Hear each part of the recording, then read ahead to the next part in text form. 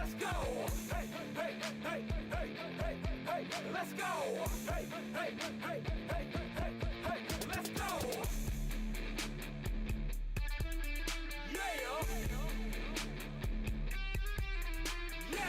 All right, a Friday edition of The Zone right here on Sports Radio 810 WHB. Jason Anderson with you, Sterling Holmes, Dylan Michaels, Jack Johnson hanging out with us on this Friday heading into the weekend. Matt Derrick will join us an hour from now. We'll talk with him about the Kansas City Chiefs wrapping up Phase 3, Week 1 of OTAs. Another OTAs session and then a mandatory minicamp coming up next couple of weeks. And then training camp. But we'll talk with Matt Derrick about some things he may have seen or gleaned from watching while he was out there, listening to the Chiefs press conferences yesterday. So we'll do that coming up at 11 o'clock. Evan Pitzold from the Detroit Free Press. The Detroit Free Press. He'll join us coming up at 1 o'clock, and we will talk about the Detroit Tigers and how they are in the position that they are in, how good they have been, why they have been so good, and what the future of that organization is as they get set, we get set for a huge series with Royals and Tigers. Royals sitting 7 games out behind the Tigers, a game out of the wild card as well. And it's a massive series because anywhere from 10 to 4 games they could be behind the Tigers on Sunday night when we go to bed. Just a massive difference with this weekend. So we'll talk about that coming up at 1 o'clock. Cuts before the show is over as well. 913-912-4810 is the text line to join us. 913-912-4810 text line to join us. Knicks win last night. Stave off elimination. And now there'll be a Game 6 coming up tomorrow night. It's right here on Sports Radio 810 WHB. Should let you know that tonight, right here on Sports Radio 810 at 7 o'clock, KU and Creighton. KU gets their NCAA regional postseason started, taking on Creighton. That's tonight right here on Sports Radio 810 WHB at 7 o'clock. We talk about 162. Opening day feels like it's more than 162. Certain series along the way feel like they're bigger than just one game. Certain stretches feel like, well, this is a bigger 10-game stretch than others, whether that be a stretch where you're playing playoff games and teams over 500, or a stretch where you're playing a number of teams and games in a row against sub-500 teams. And it's like you've got to make sure that you make hay in this stretch because you can't lose a number of these games against teams that you should be beating. This seems like a pretty decent, not litmus test, but it kind of feels like it's a flashpoint in the season for these 3 games. The Tigers have been playing great baseball all year long, but certainly as of late. And the Royals have been scuffling since that amazing 17-4 stretch. Rough start, 17-4, rough since then as well. And this one has the quote-unquote pitching matchup over the 3 games overall in the favor of the Royals because you've got Lugo, Waka, and Bubic, and because they have Mize, who's been good, Skubal, who's been amazing, and Montero, who hasn't been good. So the Royals have 3 solid /1. Sunday's pitching matchup is a massive advantage for the Royals. Yeah. But it doesn't mean they're going to win. There's a pitching advantage for the Tigers on Saturday. It's not massive, even though Skubal is amazing.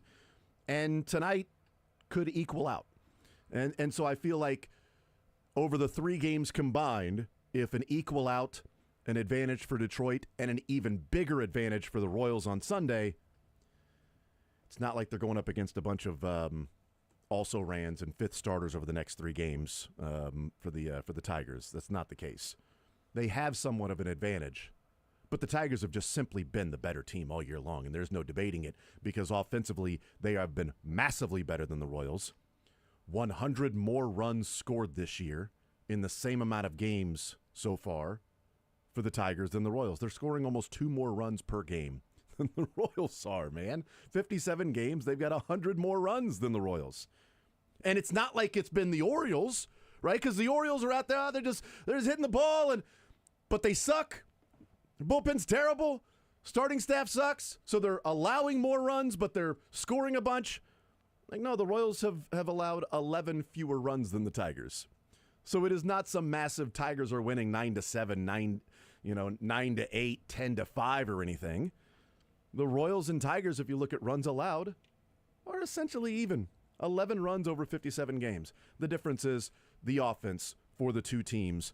That is not a surprise, but it is continually a frustration and a concern for this Royals team because the back of the baseball card would say that the Royals players should be better than what they have been, and the Tigers players should be worse than what they have been this year. But it doesn't mean that that the water is going to find its level this year. It could mean that the water has found its level for these particular players this year for the Tigers for whatever has taken place. Spencer Torkelson changes his swing in the offseason. You know he's got the pedigree. Awesome. Been amazing. Kerry Carpenter's been really good since he's been with the Tigers. McKinstry's one that I wonder how much that, stays from what he's done this year as the ultra utility man. They battled injuries as well. Veerling, they just got back. But it is a matchup of what we thought the Royals could look like to a degree versus what the Tigers actually look like. Doesn't it feel like the Tigers have put together a team? It's pitching, bullpen, and just finding ways to score enough runs with Riley Green, is their sort of stud. He's not Bobby Witt. They've got younger players coming up. The 5th youngest infield in baseball for the Tigers. Royals have a pretty decently young infield as well. But one team is finding ways to win games and score enough runs, and the other team is just so anemic offensively. Well, and that's what it comes down to is they have 8 guys, the Tigers, with at least 19 RBIs this year. The Royals have 4. If you want to get even farther down, the next closest on the Royals is Kyle Isbell in 5th with 15. If you go through 15, there are 2 more guys. There's 10 guys on the Tigers that have more than the 4th-placed RBI guy on the Royals. That's what the Tigers have done. It's a little bit of what the Royals did last year where it's runners in scoring position. It's, the important hit is the one that they're coming up with. Because if you look at batting average, the Royals are batting .246 as a team this year. The Tigers are .252. It's not like the batting average is this drastic difference. Right. OPS, though, again, as we've talked about all season long, slugging has been an issue for the Royals. Yeah. The Royals' OPS is .661. Tigers are OPS in .733. So while it's 6% batting average difference, 252 to 246, over 70 points difference in OPS. That's the difference between these two offenses. It's runners in scoring position, it's slugging, and it's not like Detroit plays in a hitter-friendly ballpark, guys. And this guy's getting on base, too, for Detroit. Yes, a 24-point differential in on base. But the point remains, it's not like Detroit's playing in this, sandbox. It's not. They also play in a cavernous ballpark. And so I don't want to hear the excuses of Kaufman in center field because Detroit is 10 feet farther in their center field. So at some point... Yeah, somebody was smoking when they put that at 420. Jack? Yeah, Detroit is one of those teams, obviously, with having the best record in baseball, where they're getting even a ton out of the guys they're not counting on to produce in their lineup. If you see the lineup tonight for Detroit, if you are a avid baseball watcher, you don't always follow the Tigers, there will be a chunk of guys that you don't truly recognize. Yeah. They remind me to an extent of some of those great athletic teams, whether it be post-2010 or early 2000s, where you may not recognize the name, they're not making a ton of money, but they're damn good. They certainly have their star players and Riley Green and Tarek Skubal and Tommy Canley's been so good out of the bullpen for them. But why I believe they've been so good and why the Royals find themselves 7 games back of Detroit is where the Royals, even last year, they're so top-heavy in the lineup that when they had everybody going, of Bobby Witt Jr., Salvador Perez, and Vinny Pasquantino all driving in nearly over 100 because Vinny didn't get there because of the thumb injury, But when you had that going for you, it was all top heavy, and you got virtually nothing from the bottom half. I vividly remember in the first meeting in Detroit that in all of those games, there wasn't a let-up, but it wasn't like there wasn't a let-up in New York where you're going through Judge, Soto, Stanton in the postseason. This was just scrappy hitters and guys that could put together a good at-bat and could move the runner over and could drive in a run. And it sounds cliche of the high school coach of that's fundamental baseball, but fundamental baseball teams are really hard to beat, especially when you have good pitching, especially when you have a good bullpen. And looking at Detroit Tigers Twitter and what people are saying about them, they have a good bullpen, but there isn't multiple guys in the back end that can truly lock it down. There's Tommy Canley. There's guys they have gone to before, but they've blown games before, and that's what I wonder. Will Vest is there. Will Vest, yeah. But if you get to the deadline, I have full confidence Detroit's going to be buying. Oh, yeah. I'm curious what angle they'll go, if it's heavy on the bullpen or if it's heavy on adding to the lineup. Well, and what's interesting is like their shortstop this year they got because they were sellers last year. They sold Jack Flaherty at the deadline, and they got Trey Sweeney. Trey Sweeney's their shortstop. Then in the offseason, they went and paid for Jack Flaherty for a one-year deal, and they've got Jack Flaherty in their rotation and Trey Sweeney at shortstop. And since August 11th, they are 68-33. After selling the July deadline, they get to August 11th. They had a 0.2% chance of making the playoffs, and they were a pitch or two away from going to the ALCS last year. They had a 0.2% chance of making the playoffs, and they have the best record in baseball since then, better than the Yankees and Dodgers and name any other team. You know, the other 29. 68-33 over that stretch. 35 games over 500 since they sold at the deadline last year. So I think what you brought up, Jack, is so important, and I think it's a learning experience for Detroit because I always go back to the 2008-ish to 2012 to 14. They were so top-heavy. The back half of that team was just name a guy, and he was a quad-A player. But they had Miguel Cabrera, Justin Verlander. They had all these stud pitchers, 3 studs, 2 traditionally not great guys. Victor Martinez, J.D. Martinez, and Prince Fielder for an extent too, right? And so they were so top-heavy, and it resulted in nothing because once the teams got to the back half, they were toast. This is the complete opposite of those teams where they don't really have a superstar. They do have Tariq Skubal. They do have Riley Green, but I don't think anyone's confusing Riley Green for a legit top MVP candidate, right? He's a very good player, but not this Hall of Famer that Miguel Cabrera was.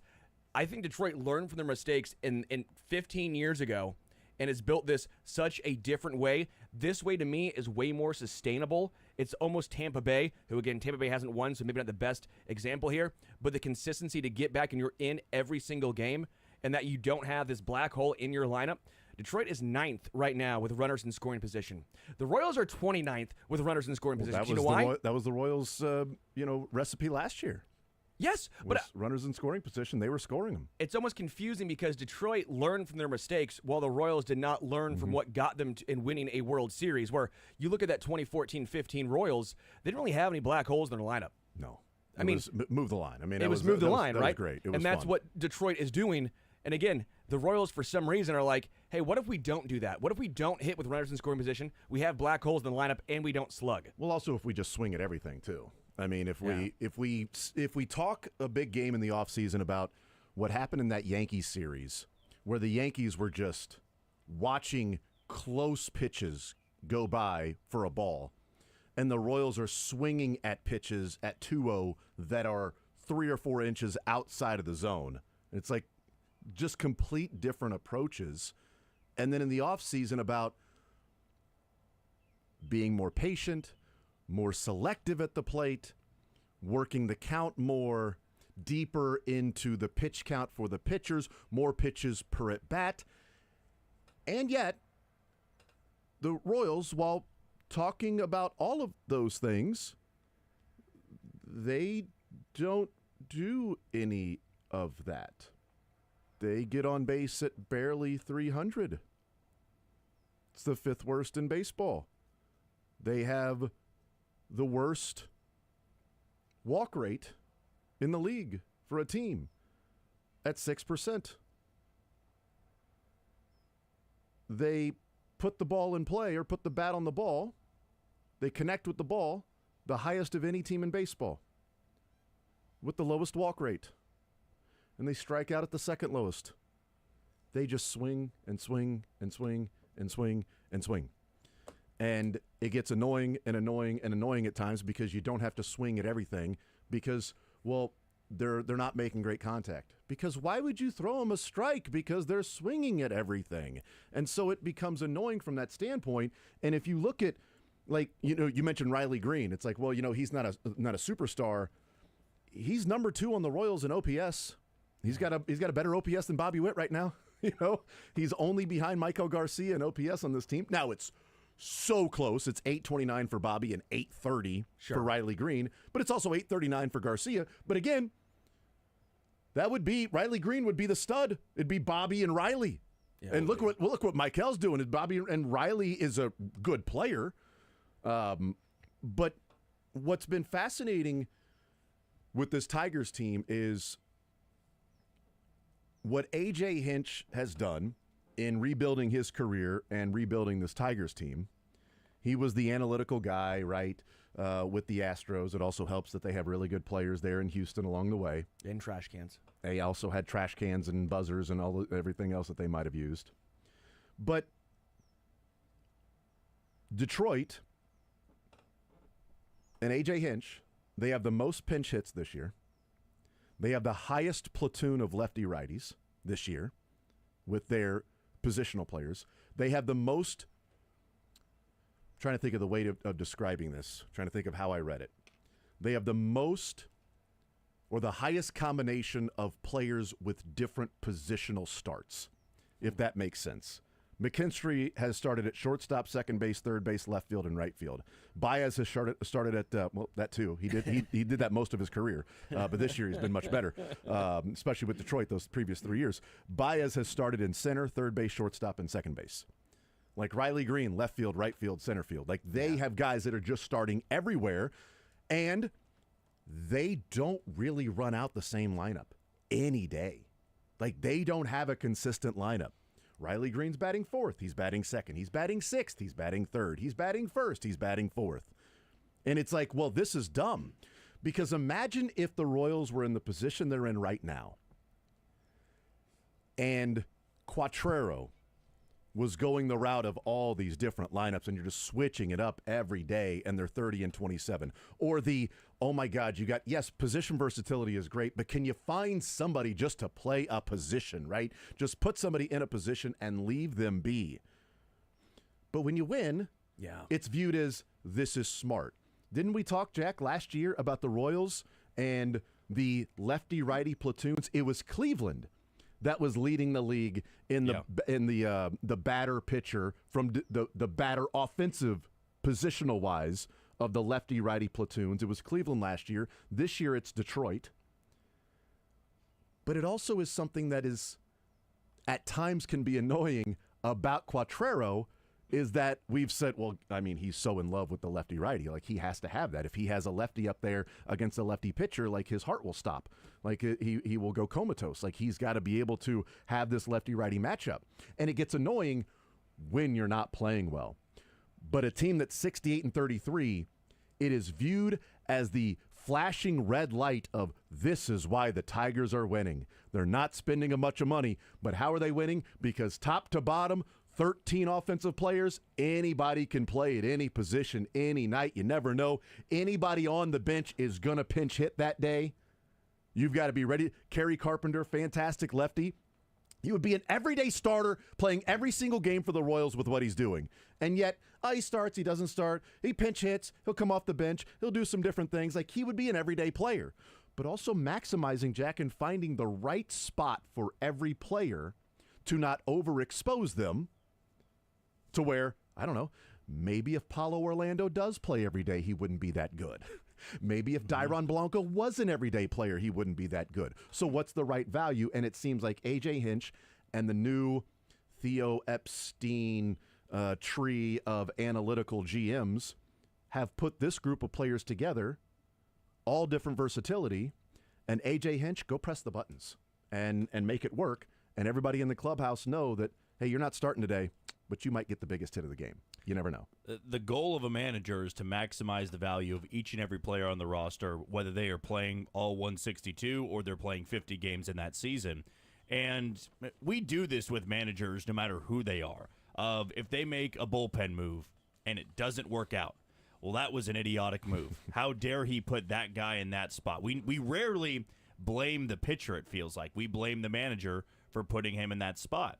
And then you get to something like a pinch hitter, right, late in the game.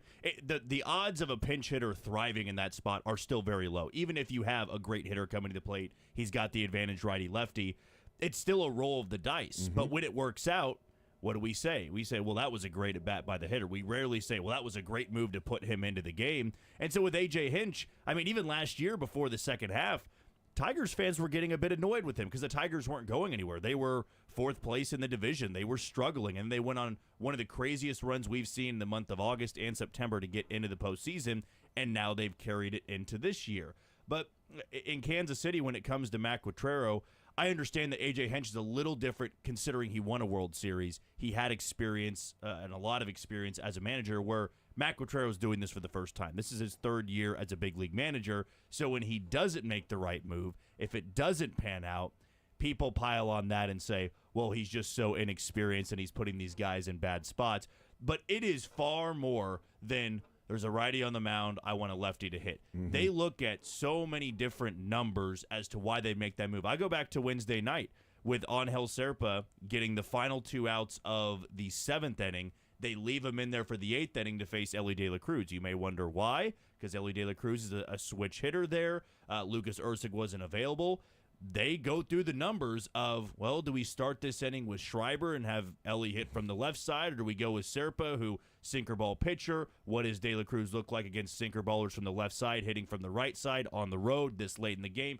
It's very advanced like that, which is why I feel for a lot of fans, when they see a move being made like that, they think the basic thing of, well, he did good in the 7th inning, so he left him out there in the 8th inning, which is why he did it. No, there's a lot that goes into it, and A.J. Hinch is the exact same way. It is not about the basics there. There is a lot that goes into a move like that. So A.J. Hinch the other day was asked about the analytics side of it and using everybody and sort of the playing the numbers to an extreme degree. And this was his quote. He said, I think so many times people have taken our sport and think that it's done on a whiteboard and we're just analytically working our way through the game, and that's bull bleep. Sorry for the language. It's just I'm tired of hearing about the answer key. There's no answer key. The players are the ones playing the game. We've got to be perfectly clear. The reasons we're playing well and we're winning baseball is because of the players, not some mysterious data set. Because the players have to come through. Here's what the numbers say. And over the course of the season, you think those numbers will average out to what they say. On a given night, it will ebb and flow. But when you put the guy out there, he's going to have to come through. There was one specific example used, and that was a few days ago, late in the game. Henry Malloy was in the game, and he's a righty, and they left a lefty specialist. The other team did. I can't remember which team left it in there to face Malloy. Because if they went to a righty, A.J. Hinch had said, well, I was going to bring Carpenter off the bench if they brought in a righty. So the other team's like, well, we're not going to bring in a righty to face one of the best pinch hitters and a guy who's OPSing over 800, that's sitting there. So we're going to pitch to this guy. 3-run home run. Just even the little... Now, but the player had to come through. Yeah. It's literally the only home run he's hit this year. He's got 1 home run this year. I would have made the same move. He'd be 5th in the Royals in RBIs, though. Yeah. But I would have left Zerpa in to pitch to that guy instead of saying 2 on and 1 out or 2 outs. I'm going to bring in Schreiber, and they're going to go get Kerry Carpenter off the bench, who's been awesome. I'm going to pitch to this guy who he's got a .210 batting average. He's OPSing at 6. He's a Royal hitter.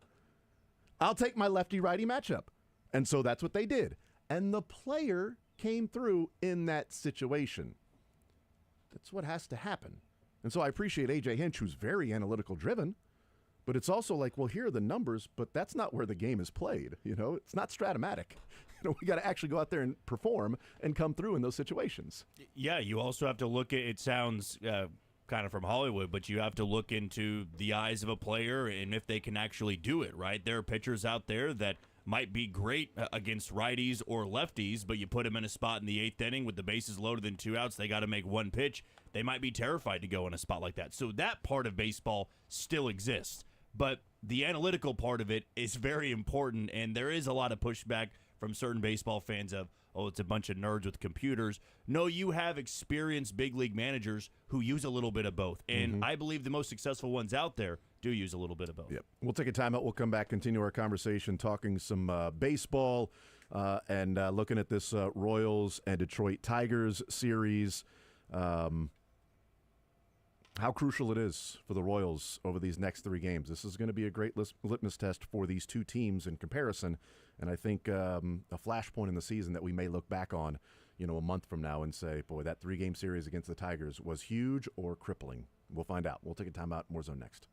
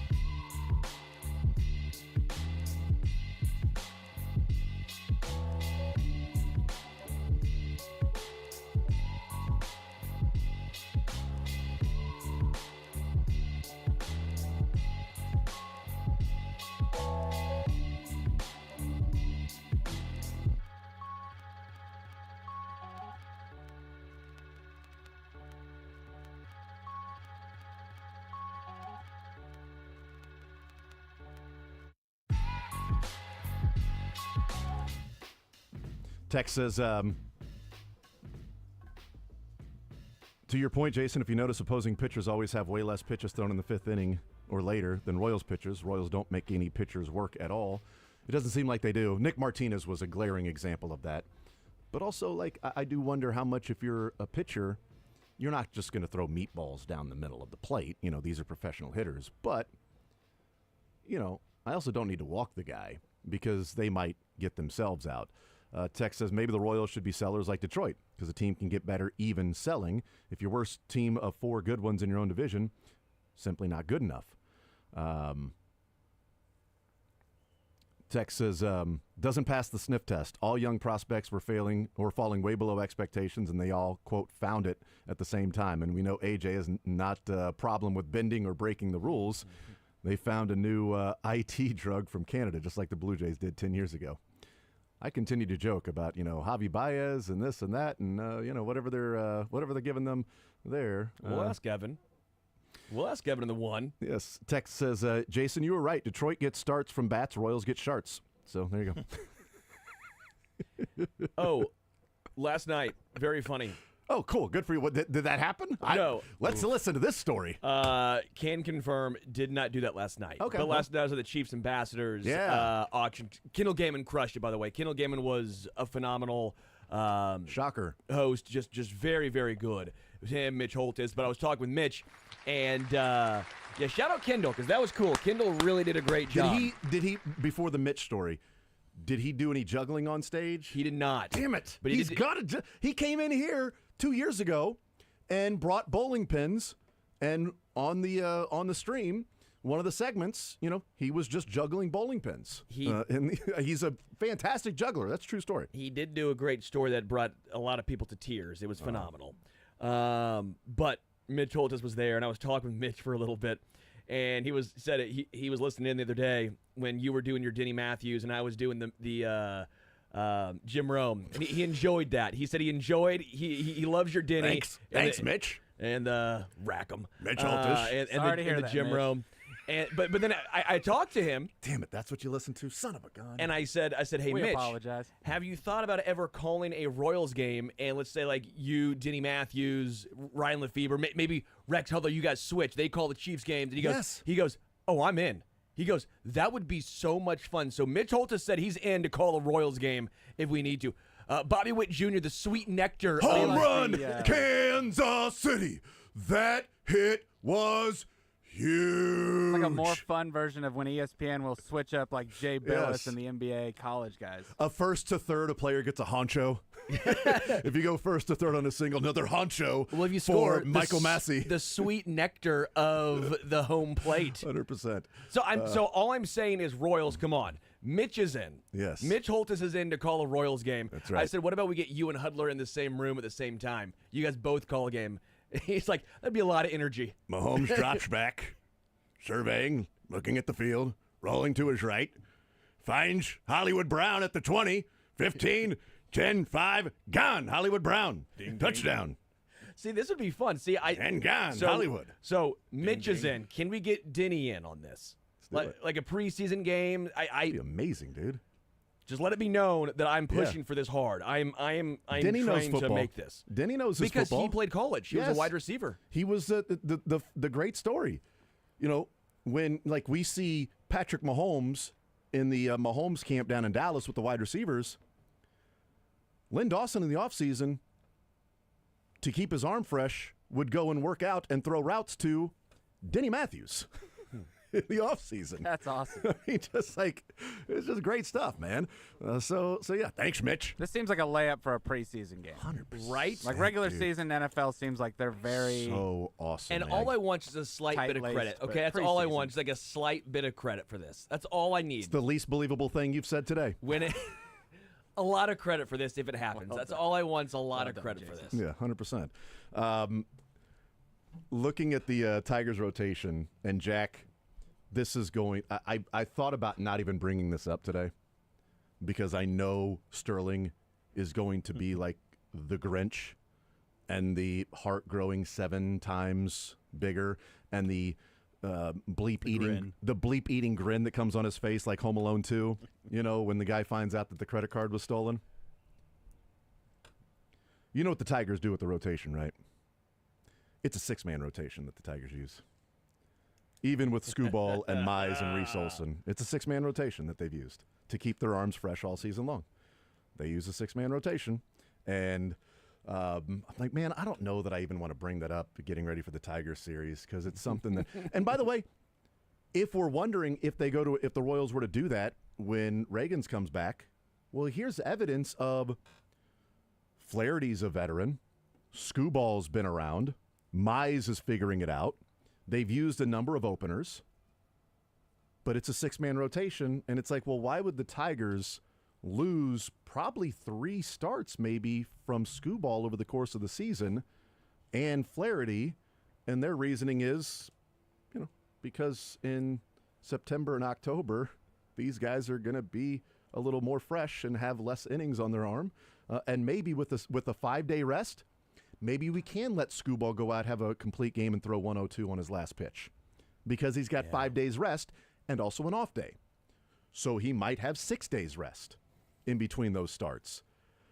It is something to examine to say, do the Royals go the route of that? Because they wouldn't need an opener to fill in that 6th start that the Tigers have been doing.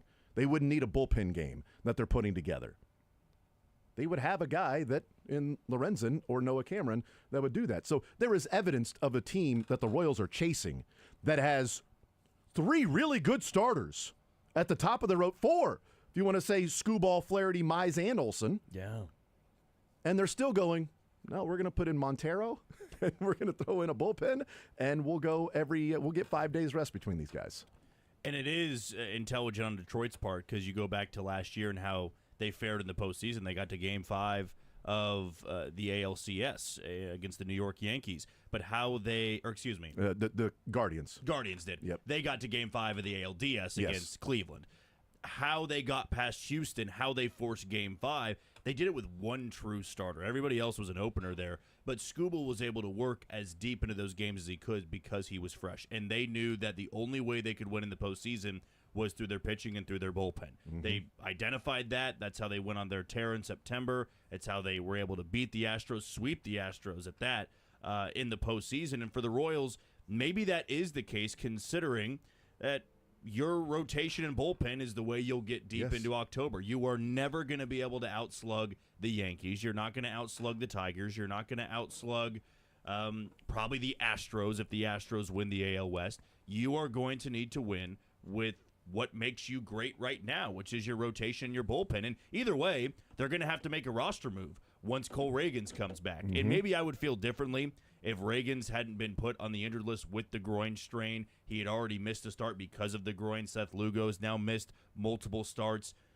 You need to keep those guys fresh. If they are not 100% and you make the postseason, there is virtually no chance that they can get further than the ALDS. They just don't have the offense to get that done. But if they are fresh, we even saw with how they utilized Walker, Reagans, and Lugo in the Yankee series. They weren't working that deep into the game, and I do wonder if it's because they were a little bit more on fumes than they would have been if they made 3 or 4 less starts on the year. My grin is so shit-eating right now. Well, okay. Wow, how about that?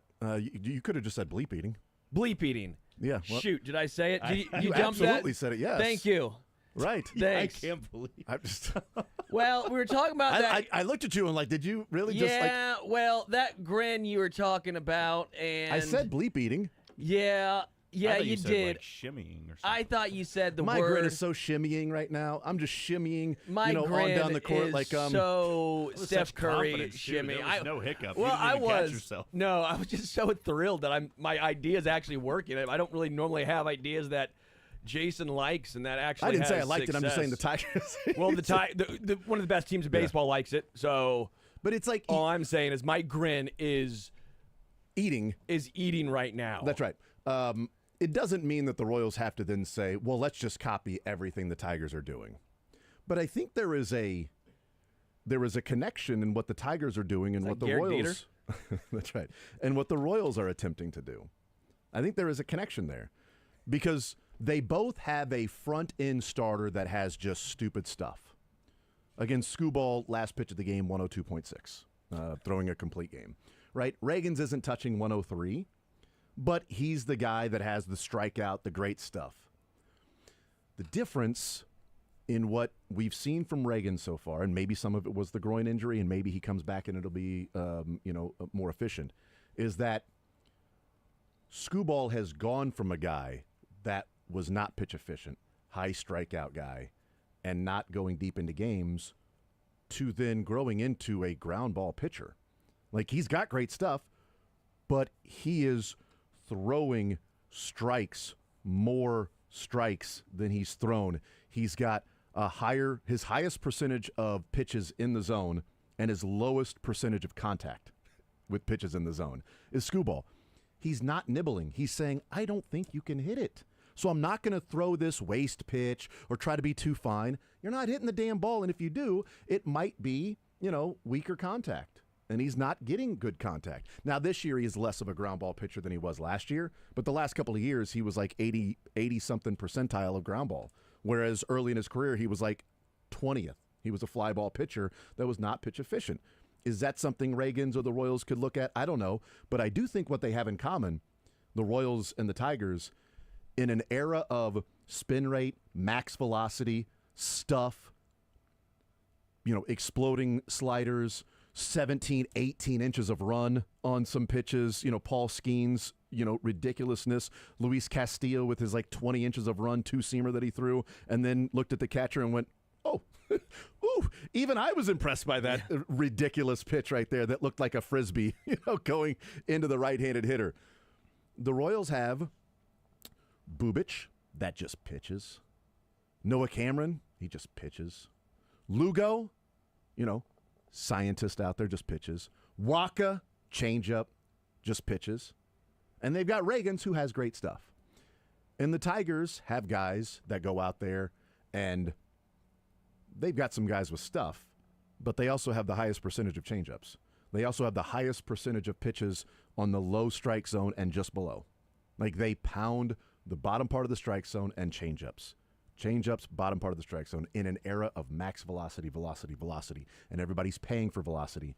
The Royals and the Tigers have gone, what if we zigged when other people are zagging and so much is gearing up for this 99 or 101, and instead we're just throwing 4-pitch mix at you, working high, low, in, out, and also faster, slower, and changing up your timing. What if we did that? That seems fun. Also seems cheaper to do that. And the Royals have been able to do that, finding Waka, finding Lugo, Bubic developing, Noah Cameron. I mean, Noah Cameron ain't out there, throwing 101, right? He's not Skubal. He's not doing that. But he's pitching his butt off, and he looks in command out there. Like, there are some things that are in common with these two teams. It's just one team is maximizing what their plan was, and the other is falling short and hoping that a minor leaguer can come up and sort of change things for them offensively. I mean, probably a fool's errand to look at it that way, because they need other guys to be closer to playing at the back of their baseball card than they have in years past, or certainly in this year so far. Yeah, I mean, the way that they are just relying on guys to figure things out at the big level, it's something Detroit's not worrying about. Yeah. The way they've been able to develop hitters, and maybe you have to pick one or the other. I mean, and the Royals have really developed pitching in the last handful of years with Brian Sweeney and Zach Bove and Mitch Stetter. Yeah. Whereas offensively, you have seen some guys that were great in the minor leagues regress at the big league level. And that is unfortunately going to have to change. And if it doesn't, then guess what? In the offseason, that's what you have to go spend money on, because you can feel confident that no matter what you have in the minor leagues, you're going to be able to develop them into either a great starter or a great bullpen arm. Yeah, and it certainly feels like the Royals are on a track of developing arms, which is such a great situation to be in, and just an odd living in the upside down from where we were 5-6 years ago, when it was like, dude, draft a college bat and trade him for an arm. Let another team develop the arm, and then you trade for him because you can't do it. You're killing these arms. We'll take a timeout. We'll come back. More Zone next.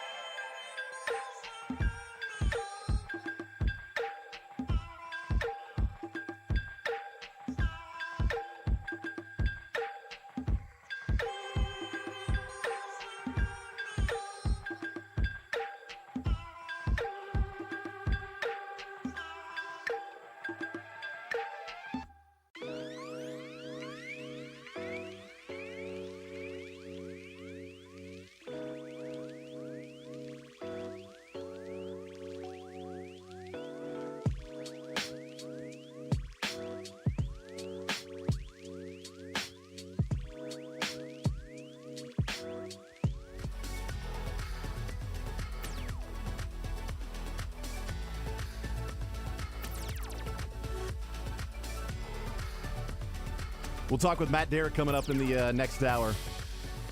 Text says, my gabbers are flastered. Flastered. Such language. He's flabbergasted. Ah. Gabbers, flastered. Such language there, Sterling. So, if you're listening to the stream, congratulations.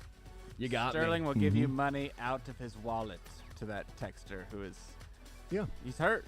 He's got a poop mouth. He's upset. You can poop with your poop mouth. bro. You called the... He's going to give you money Almost out did of it his again. wallet. You called the... Poop. With your poop mouth.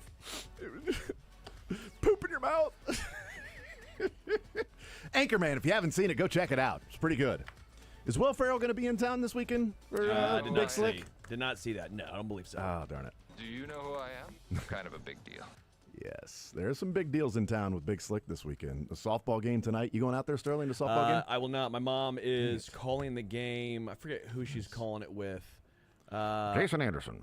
No, it was with Hosmer and Moose last year. I don't know who it is this Sounds year. like the same sort of, celebrity. But I will be doing this Saturday, so I will be there Saturday with For the big event. for the big event. Yeah. Big Slick event that's coming up on Saturday. But the softball game later on. That'd be the softball game's always awesome. It's and funny because fun.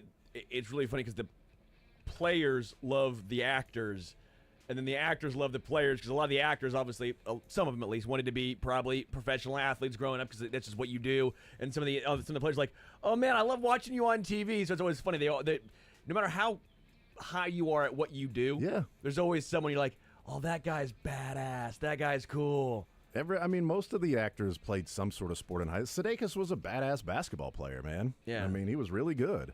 And a heck of a running man dancer, too. I mean, he's got that. Average going. With Keenan Thompson coming, I really hope they bust out the What's Up With That skit. They've got to, man. It's Really looking forward to that. I want them to bust out the kids that are bear hunting, You know what I want? The Royals to bust out the bats. You got served, Zigzag. They need to bust out the bats this weekend. Jack, bust out of here. Thank you, sir. I will.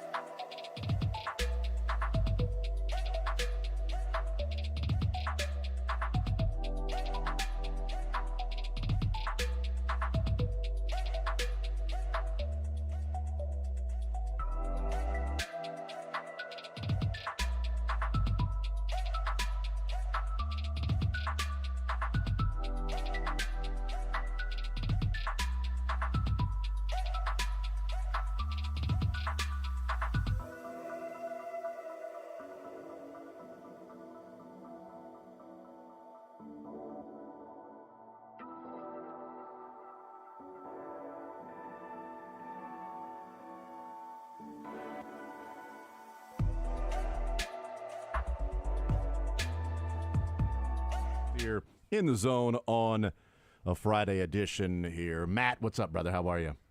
My gabbers are also flaccid, so Yes, there you go. That's what you get for cursing on the air. So we're all look, we're not mad, Sterling. Just disappointed I'm No. kinda We're potty, mad. in the potty mouth that you I'm kind have. of mad and disappointed. So Yeah. Wait, what did I say? soap, No one heard it because poisoning. Dylan hit the dump button. Well, if you were online, you heard it. There were plenty of people online that heard it. Such language. Well, Cannot believe it. I still think the stiffness in a body part earlier in the week was worse. that wasn't me though. That was not you. That was Oh, was it? That was Jason. I don't remember that at all. James So, Anderson. Shockingly, it wasn't you. Yes. Interesting. Yeah. Anytime Jason makes it to cuts, that's not Jason. That's James Anderson. Pseudo personality. Matt Derrick, Chiefs Digest 41 is the Mike podcast. If you want to listen to the latest podcast, you can see what they're going to be looking for at OTAs What we looked for yesterday. You got and it. what you looked for yesterday. So let's start with that, Matt. What does Matt Derrick glean from watching OTAs? Is there much you can take away from it? What do you view? What do you get out of watching these guys out there on Thursday? There's a few things you can glean and you Yeah. can view and kind of take away. I mean, it's a passing camp, so you're not going to learn much about O-line, anything of that nature.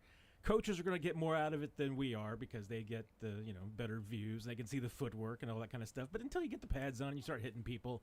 Yeah. Linebackers too, a little bit. It's just like, So it's mostly, hey, it's for quarterbacks, running backs, wide receivers, tight ends, defensive backs. And that's generally what you're able to walk away with. And I'm glad. I don't know if glad's the right word. Maybe it was just like for my story that will be coming soon. Nice. I'm glad because Patrick Mahomes' take on his receivers was kind of my same take. Fast. There is a lot of speed out there, and it's going to make a difference about who makes this team and everything. But and that's one of the reasons why I think like a Tyquan Thornton, it's got maybe a leg up for one of those last wide receiver spots because that dude is fast. And, I mean, he looked fast yesterday and not even going 100%. I mean, he could go 3/4 and he looks pretty fast. He can glide. And he had a really nice catch yesterday on a ball, over his shoulder, hauls it in stride. Beautiful, catch. And he was working with, pretty much everybody. I think, he worked with Mahomes, Minshew, may have gotten some reps with Bailey as well. And once again, I mean, the ability to, have plays with multiple quarterbacks is pretty good indication of a guy that can make some plays. So thought that way, but and we're talking about this receiver group looking fast, and you're not even talking about having Rashee Rice and Hollywood Brown out there yesterday. So, I thought, last year when they had the full complement out there, and even like this point last year, they didn't have Xavier Worthy out there because he missed most of OTAs with the hamstring.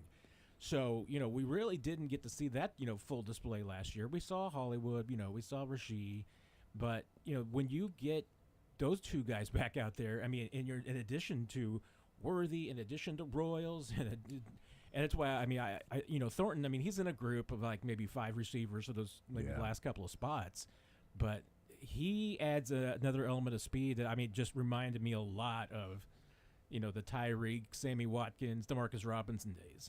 When you look at the wide receiver room, though, is there room? Because you have 5 guys pretty much guaranteed with Hollywood, Rashee, Xavier, Royals, and then Juju.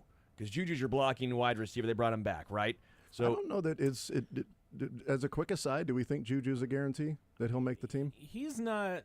I would have probably put him at 90%. Yeah, I think he's more likely than not. I think I would probably downgrade him to like 80% now. Okay. I would be. I think there are 4 definite on and a probable in Juju.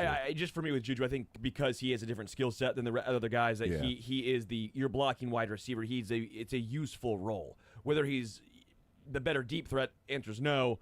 I think he serves a purpose on this roster. So for me, I would have him as number 5. That leaves 1 spot left. I don't think they're carrying 7, especially with how the offensive line is going to end up breaking down overall, right? So you're in the running backs and the tight end room, especially if Brennan-Stool is going to potentially make the roster. So you're keeping 6 wide receivers probably out most here. You probably thought it was Nico Remigio with the edge because of what he can do on special teams. That's traditionally what that sixth spot is used for, is your special teams guy. How do you see it? How many players do you think make the roster? Is there even a spot really open if Thornton goes off? Who are the players in contention for that spot? I mean, Sky, Thornton, Nico, anybody else that you're looking at that actually could win that sixth spot? Oh, yeah. I mean, I think you're also including like a guy like Jason Brownlee in that conversation. Okay. I'm trying to think if there's anybody that I mean, there's other Badger receivers. have a chance, or is he sort of like he's going to be a practice squad guy? Yeah, and like the Magdalenas and Jimmy Holiday might be that's a guy, interesting name, because that's a guy that was invited to camp and then signed after, right? Right, but I think there's a group there you're talking about that, like you said. I mean. And I think right now the Chiefs view it as probably, like you said, Sterling top 5 with Juju being a 5th, but I'm not sure that that's going to continue. I mean, it could get interesting there, but for the reasons you've said, that he does some things that maybe the other guys don't do. Now, if Remigio became a guy that did the dirty work, and I mean, I've always felt like, Remigio, if he could turn himself into Albert Wilson, that could return kicks, he'd be your ideal guy. But yeah, I mean, you probably are. I mean, you got Justin Ross will throw into that conversation too. And even a Ross question yesterday. Oof. I was like, is this 23? Is this 2020? What's going on here? But anyway. Always, who knows what's going on? It's Ross. It's OTAs. It's Ross season, man. But and that's the other thing. Remember about OTAs is don't let receivers can't get a hit impress you. That's right. Because that's the 4 years running of DeMarcus Robinson's breakout season. Yeah. As the year becomes a 1,000-yard receiver, because owned the month of May and June. And he and Mahomes, their connection is just so good. Like they're so close. I mean, it's just like they're on the same page together. He and DeMarcus are always there. The interesting thing to me will be, because the Chiefs have a lot of guys who have experience returning kickoffs. Yes. They don't have a ton of guys with experience returning punts. And we'll gloss over this, but yesterday we had Remigio and Sky Moore returning punts. Yeah, pretty much it. Okay, so not Royals or Brashard Smith is a name that I thought would have been interesting back there. Yeah, and another guy with a lot of kickoff return experience, but not a ton of punt return experience. So it's going to be, at some point, okay. Who do you kind of narrow this down to as maybe can be a punt returner as well to compete with Sky and Remigio? Because if you're in a spot where as a punt returner, you're going to have one of those two guys make the roster because they're the only guys that can return punts. It's Remigio. It's Remigio. Sorry, it's not Sky. Sky ain't returning punts for me. It's the guy that actually has made some plays for me on the field. I would do that with Remigio would be on the Chiefs. And if Juju's guaranteed a spot, then there's your 6, and what do you do? Well, let me ask you this with returning punts. With health, Rice is healthy, if Hollywood's healthy, the addition of Royals, depending on what he looks like, Juju, obviously Xavier Worthy, but I skipped over him for a reason. If there are less specific plays for Worthy and less playing time, because you're not going to have 3 wide receivers out there all the time. They like 11 personnel, so that might be Rice and Hollywood. Could be X, could be Worthy and Rice. Could also be Royals and Rice if you want to go bigger, or Juju, as we've talked about. So while Worthy was playing almost every snap at the end of the season last year, would there be an opportunity, if Worthy is playing fewer snaps, that you can then use him on punt return? And something that they talked about when they drafted him, Tyreek Hill was going to be a returner, but as he started getting more and more reps as wide receiver, you're not going to waste punt return and injury situation. Worthy was talked about as a punt returner, but early on with Hollywood going down, and it's like, well, we'll find somebody else to return punts because he's got to be a wide receiver specific for us, and maybe we throw him back there from time to time. Is that something that they might reintroduce for Xavier Worthy if there are guys that remain healthy in Rice and Hollywood? And they have different options, and Xavier doesn't have to be you're going to play 90% of the snaps today, bud.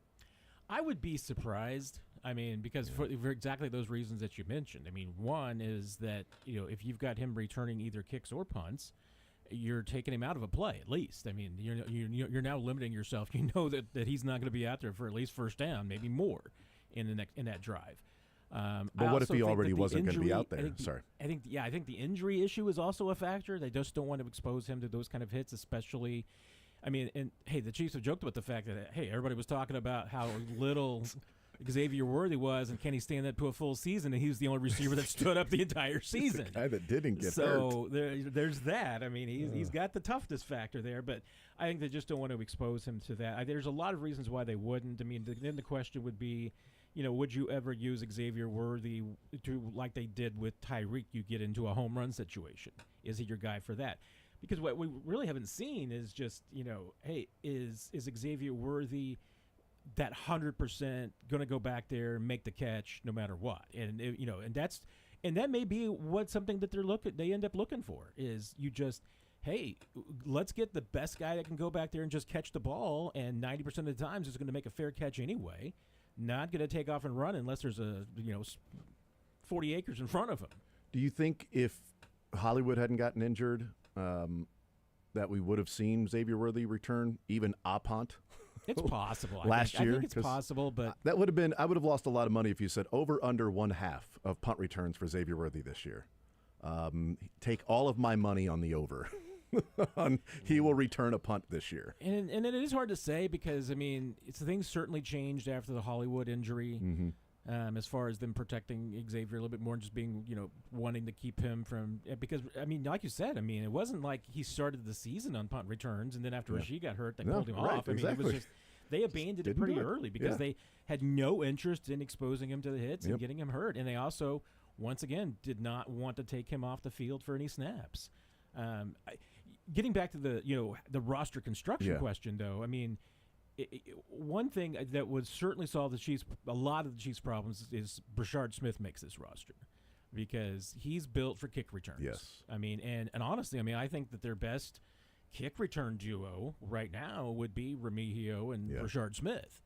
So it's just, I mean, some of it is absolutely going to be, can Remigio be a receiver, And that's why I say, like, he needs to be that Albert Wilson kind of guy because he needs to be – Remigio is built to be the guy that does dirty work underneath, that can do some blocks, that can, maybe run some pick routes, rub routes, whatever you want to call them, but can do that kind of physical work underneath because he's not a deep ball guy.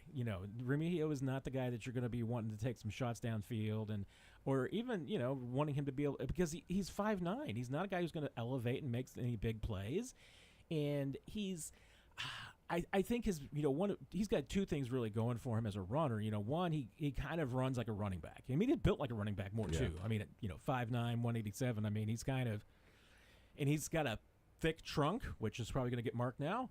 I think that's a good way of describing it without really showing up in the cuts. Glaringly, his lower, he's just got a really strong base, and he's a strong runner. He's not necessarily the fastest guy. Which is kind of maybe counterintuitive as a kick returner and a punt returner, but you need now in that role. Well, I think even both those roles, but kickoff more than anything, you need a strong runner. You don't need a guy that's just first hit's going to go down because they're going to get hit on these kick returns. It's going to happen. I mean, you're going to get a hand out there on your foot. You need to be able to run through it and can't just trip and fall down. So you need somebody like that. Brashard Smith is that kind of runner. And if any one of these, whether it's Smith, guys who are going to make the roster, maybe Royals because he is going to be your fourth or fifth receiver, so maybe you can put him back there on punt returns if that's a skill set that he's got. Noel Williams, if that's right. Yeah, they talked about him too. I mean, and he's in maybe a different because I go back with Noel Williams. I go back to the Trent McDuffie experience because at one point, remember as a rookie, Dave Tobe said, our most secure ball handler back there at punt return is Trent McDuffie. Yeah, the most secure catcher is going to be McDuffie and Watson were like the two that he named at that time. Not Jalen, Justin. He's just one of your starting corners, so you're not putting him back there to return punts. I don't think Noel Williams is going to be a starter immediately, so do you consider him as a possibility as a punt returner? Maybe, since he's probably going to make the team. Yeah. No, it's interesting about, Remigio because of all of the injuries last year that the Chiefs faced, including Sky Moore being out. Like, Remigio, the entire season, got 6 targets. Like, if there was going to be a time for him to have an opportunity to take advantage of playing time, because he was there on special teams. He was making plays in the punt return, but, like, who's going to play wide receiver? And I know Juju and DeAndre were on the team and everything, but, like, he just, even when he was there with Rice gone and Hollywood out, still didn't get opportunities to be out there and to play wide receiver. And now it's like, well, if Rice is healthy in Hollywood and you draft Royals, you got Xavier Worthy and Juju, like Remigio on the team, you want him to be a wide receiver, but if he's the sixth guy, he better be a four-phase guy. Not just returning punts and kickoffs, but you'd better be out there covering kickoffs and punts too. And as I always say with because Nico, that's what Justin Watson did. Yeah, and as I always try to remind people with Nico, I mean, remember, Nico's not a Fresno State kid. He's a Cal kid. I mean, just because he finished at Fresno State, don't forget that dude's smart. Yeah. So. And he makes some acrobatic catches too. Like, he makes the catches that in training camp or OTAs, it's like, oh, dude, Remigio stood out because he made that, diving. He flipped his body around and made the catch, and oh, amazing. And it's like, but what we don't say is like, oh, well, he was in the wrong spot on this one and wasn't where he needed to be on that one that Matt Nagy might have seen, or this one was thrown sort of to him and he didn't make but he made that diving one-handed catch, and it's just brilliant. And he made one of those yesterday. It was a diving catch that he lays out for, hauls it in, crashes to the ground, holds onto the football, does everything he needs. It was almost an identical play and throw. It might have even been the same play, and it was close to the exact same throw that Tyquan Thornton hauled in the ball over his shoulder in stride down the sideline. That's the difference. The old outfielder. Are you diving for the ball because you're not fast enough, or did you get over there and glide to it because you were fast enough, you got a good read? Well, one looks cool. The other one is a can of corn. Yeah. Well, they were still the same hit, just different And outfielders. what's more efficient? What's more effective? What's more consistent? Right. Yeah. Remigio did have that amazing catch last year where it went through somebody. It was Mahomes rolling to his left and threw the ball, and it was. Oh, he's got great hands. I mean, there's none of that issues and everything. It's just, and this goes back to remember, once again, 5'9". Yeah. And the one thing that people will tell you is that Mahomes has a tendency to target the taller receivers. So there's a reason why Travis Kelce. It's not just Travis Kelce's good, but they're like, if you start breaking it down a little bit, you'll notice that Mahomes kind of throws to the guys that are just tallest guy in the field at the time. If you're smaller, you should be Tyreek Hill. I would then never throw get the ball. targeted. I'm 5'10". Well, I guess maybe I'm getting looks over Remigio. Technically. You could. You brought up Justin Watson. I think that was interesting because I wanted to bring this up to you, Matt. No one's going to talk about it, and most people probably won't care. But is there going to be a little bit of a miss with Justin Watson not here? Because he had been such a big part of special teams. He's been in that wide receiver room for a while now. No one really ever talked about him, but he was a major cog. I know he wasn't the most efficient guy. He wasn't the best receiver ever, but they clearly valued what he brought to the team. Will there be any loss of Justin Watson no longer being here in Kansas City, especially on special teams? And special teams might be a different question, but I think I might have included in here too, which is that, I think the Chiefs felt that loss last year, because even though Justin Watson was out there, I mean, Justin Watson wasn't the same guy. I mean, he lost half a step last year. You could see it beginning. I mean, you saw it this time of year in OTAs, that it was just like, wait a minute, Justin Watson isn't quite as fast as he used to be. And I think that was one of the things that affected the offense last year. I mean, Justin Watson, with everything else that was falling apart around him, should have had a really good season. I mean, his numbers should have been up. Instead, they were down. So I think, and you look at the fact that, I mean, the Chiefs were a run-of-the-mill offense last year after being number one in the league the year before. Mm-hmm. I think that with the injuries, one of them, but then obviously I think, Justin Watson not being Justin Watson anymore last year was a factor. So the question is, are you going to upgrade from Justin Watson? You're going to lose the experience, but are you going to get faster and more athletic in that spot? I hope so. Probably. I hope so. I mean, who's your replacement? Is Jalen Royals your upgrade? Is your replacement for Justin Watson? That's more or less what I would say is the replacement. Then if that's the case, which I think it pretty much is going to be look like, it's you're going to lose the experience, especially on special teams, and maybe some of the, like I said, once again going back, Justin Watson was another one of those guys that did little things for you. I mean, he knew every position. So he knew every route. I mean, once again, smart kid. Oh, yeah, he was an Ivy League kid. So. Right. I mean, he was a teacher's pet. Yeah, I mean, he knew exactly where he was supposed to be. They trusted him where he was going to be. He was a good blocker. He did some of those things, but he wasn't going to be a threat to go out and make plays on the field. Yeah. So, I always talk about the fact that, hey, if you say Andy Reid's got a 400-play playbook, which he kind of does, and there's 3 routes at least for receivers on every play, it's 1,200 routes that basically you have to learn, 1,200 plays that you have to learn. He knew them all. I mean, he's the only guy that probably did. Yeah. The only guy that does. But like you said, I mean, I think that his skill set diminishing. I think you saw that effects last year, and you're not going to replace him because you're not going to have anybody that knows all of those 1,200 plays like Justin Watson did. But are you just upgrading enough athletically? Yeah. The last one on wide receiver, and then we'll take a timeout. We'll come back, and I want to talk offensive line, secondary, some things that we can see from OTAs or hear from Andy Reid and the different players. But looking back, we have the power of hindsight, and at the time, we knew it was significant that Rashee Rice was injured. And then it was it's not as bad as we thought. Okay, well, maybe could he come back? And then it's not as bad as we thought was he's still out for the year. It's just not a devastating Javonte Williams knee injury that he's still recovering from, 2-3 years later. It's not that. It's the best case scenario that he will also miss the season with. And so that got kind of confusing, and we were following it along, and there was that hope and that glimmer of maybe he'll return. So we knew it was a big deal at the time. But did we even underestimate it looking back now at how different the offense was and how there's certainly a level of stagnation when Rice was not in there from what they were able to do or even present as a threat to do? Was there even a level of, we couldn't have even known what the loss of Rashee Rice last year was going to do to the offense? It's a good question because, I guess it just depends on your perspective of it. In retrospect, I think there's probably a greater understanding now that, wait a minute. Rashee Rice was on pace through 3 games. It was only 3 games. He was on pace for a 1,500-yard season. He was. Wasn't he leading the league in receptions at that time? He was leading the league in I thought it was. I thought he was. He was either 1 or 2 or 3 in receptions, and then yards. He's going to be like the Amon-Ra St. Brown take. Look real good through 3 weeks, and then the injury happened. Yeah. And Griffey. It was, I think, still leading the Chiefs in receiving yards in week 8. Yeah. So that's true.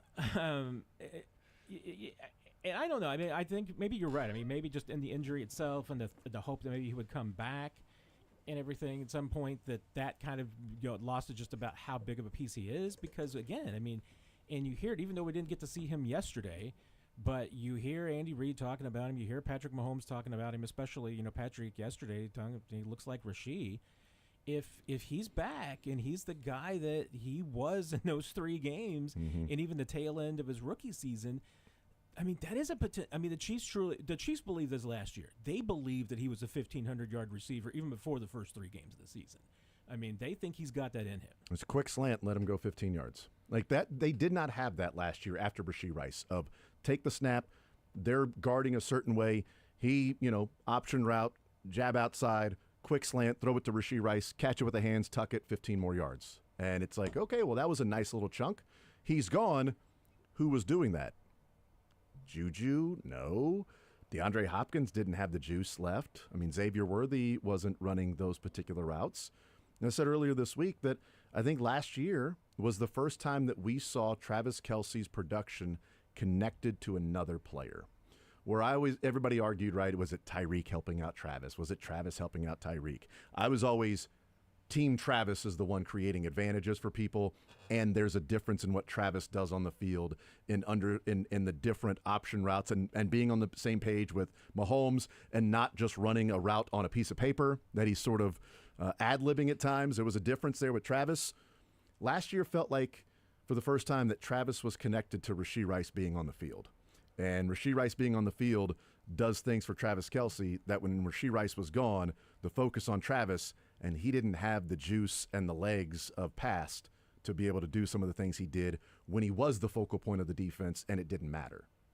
Yeah, and there's one nugget yesterday that Mahomes kind of put out there that I thought was absolutely fascinating, and whether it was something that was intentionally said just so other teams would hear it and then put it in their game plan notes, but the fact that he's like, hey, Coach Reed's stressing to him that it's more important this year to take chances downfield. He's challenging him to take the shots downfield and get the deep ball going to then come back and circle back to things underneath. I mean, last year, there's no doubt. I mean, you look at everything, and once again, the receiver situation was a big part of it, and the injuries and everything. But, last year, you look at all the numbers, and, I mean, Patrick Mahomes' depth of target, all those metrics were all career lows. Yeah. I mean, he just didn't take the shots. I mean, and they weren't successful with them either, and obviously the injuries. But now what they have purposely done has been to go out and get speed to try to allow Mahomes to stretch the field again, so that I think it's less about even coming back to do the things underneath, but it's more about being able to come back and do the things in the middle. Yeah. Underneath stuff's always going to be there. I mean, if you want to throw the ball 3 yards behind the line of scrimmage, you can do it all day long. But if you want to open things up in the Travis Kelce range and the 10 to 15 yards downfield range, the only way you're going to do that is if you got some guys that can go downfield and take some guys with them. And with Worthy, they've got a guy like that. With Hollywood Brown, they should have a guy like that. With Tyquan Thornton, they would have a guy like that. So, they purposely have tried to go back to get the speed from Mahomes that he can do that. We'll take a timeout. We'll come back, continue rolling other things, takeaways from OTAs and hearing from Andy Reid. We'll talk a little offensive line and the secondary for the Kansas City Chiefs, and maybe a defensive line and some other things we get into along the way. Hanging out with Matt Derrick, Chiefs Digest, 41 is the Mike podcast. More right after this.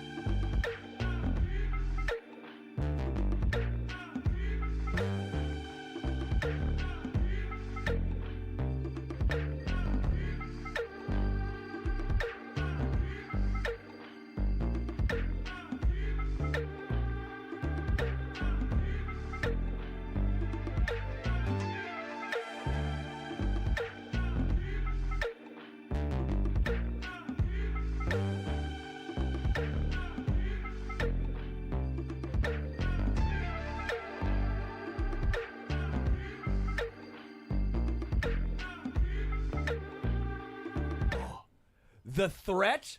Oh! Gosh, I love Skid Row. Sebastian Bach's vocals just speak to me. Heck of a voice. Makes sense. I think I'm gonna see him in Louisville. I think in September. Oh, good for you. They're doing a Congrats on huge that. festival down there. I don't want to. A lot of the bands are a little too maybe metal for me. Okay. There's A little metal. Little too Massive metal. train convention down there. I think there's a massive train convention going on down there because Sebastian Bach loves trains. Oh, interesting. It's a very specific reference that Dylan and I understood. I'm glad you brought that up. It's a deep cut. Sorry. That's a deep cut. Take your word for it.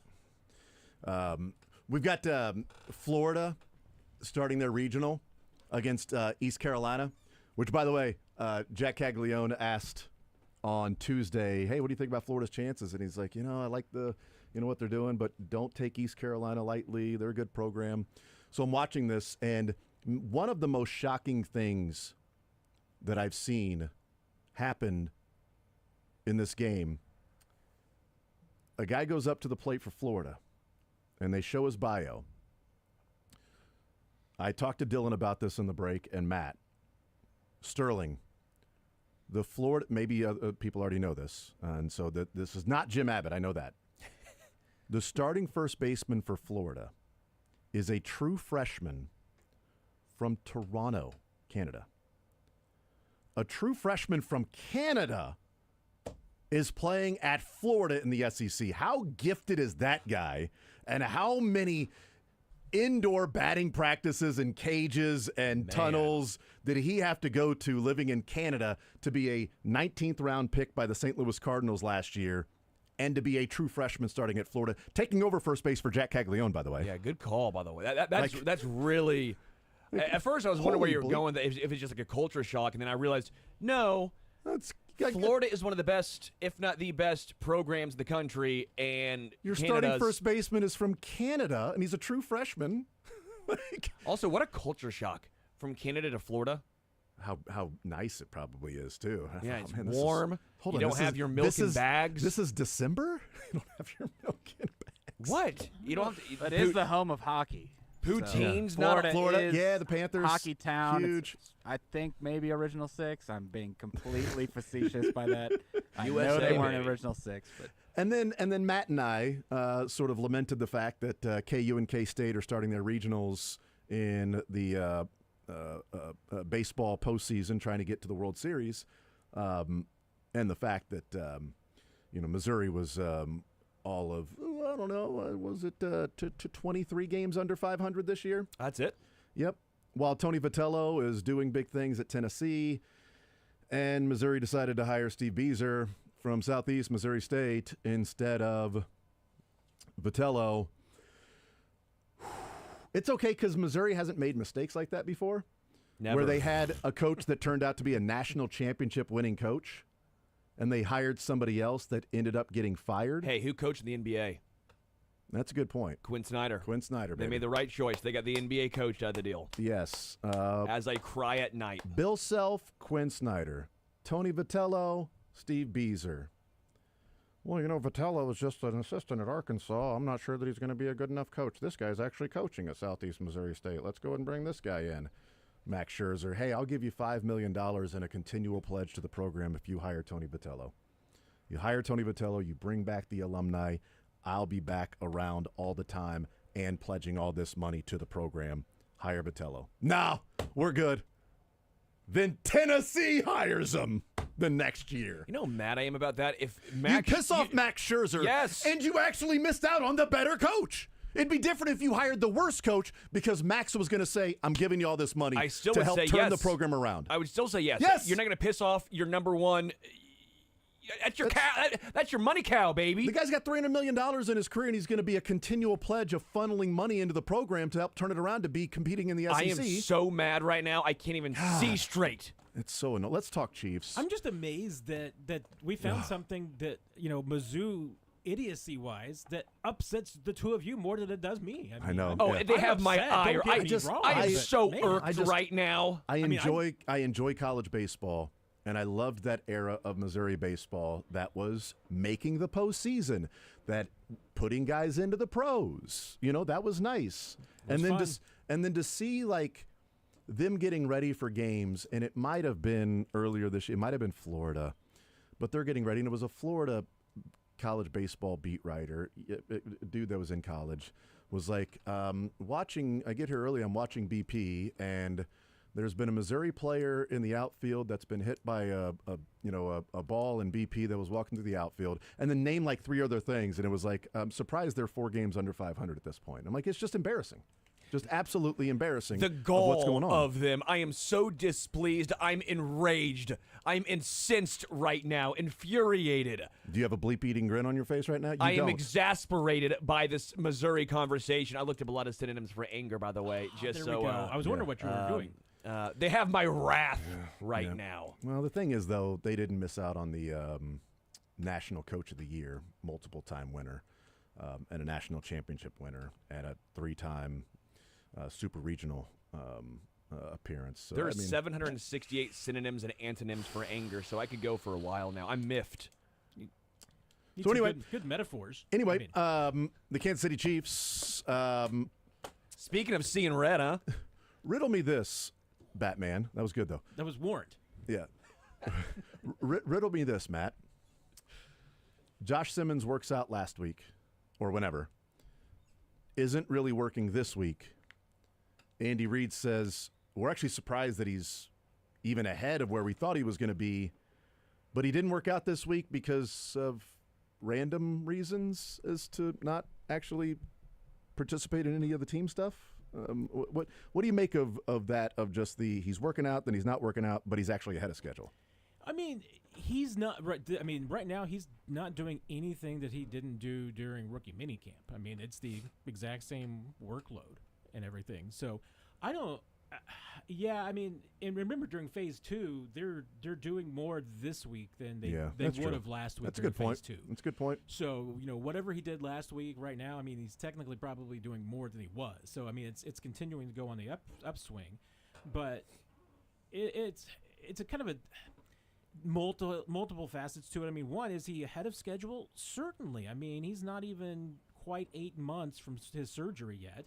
And this is usually a 9 to 12 month recovery before you return back to football activities. So, if he is at some point during phase 3 or by the mandatory minicamp, June 17th and 19th, I mean, he's going to be at least a month ahead of schedule for just getting back to full football activity. So if he does that, that's gravy. Mm-hmm. I mean, but, the Chiefs are keeping that in mind. I mean, that's why they're doing the smart thing, which is the dumbest thing to do right now is to rush him, because there is no need to. I mean, they're paying Jalen Moore one way or the other $21 million this year.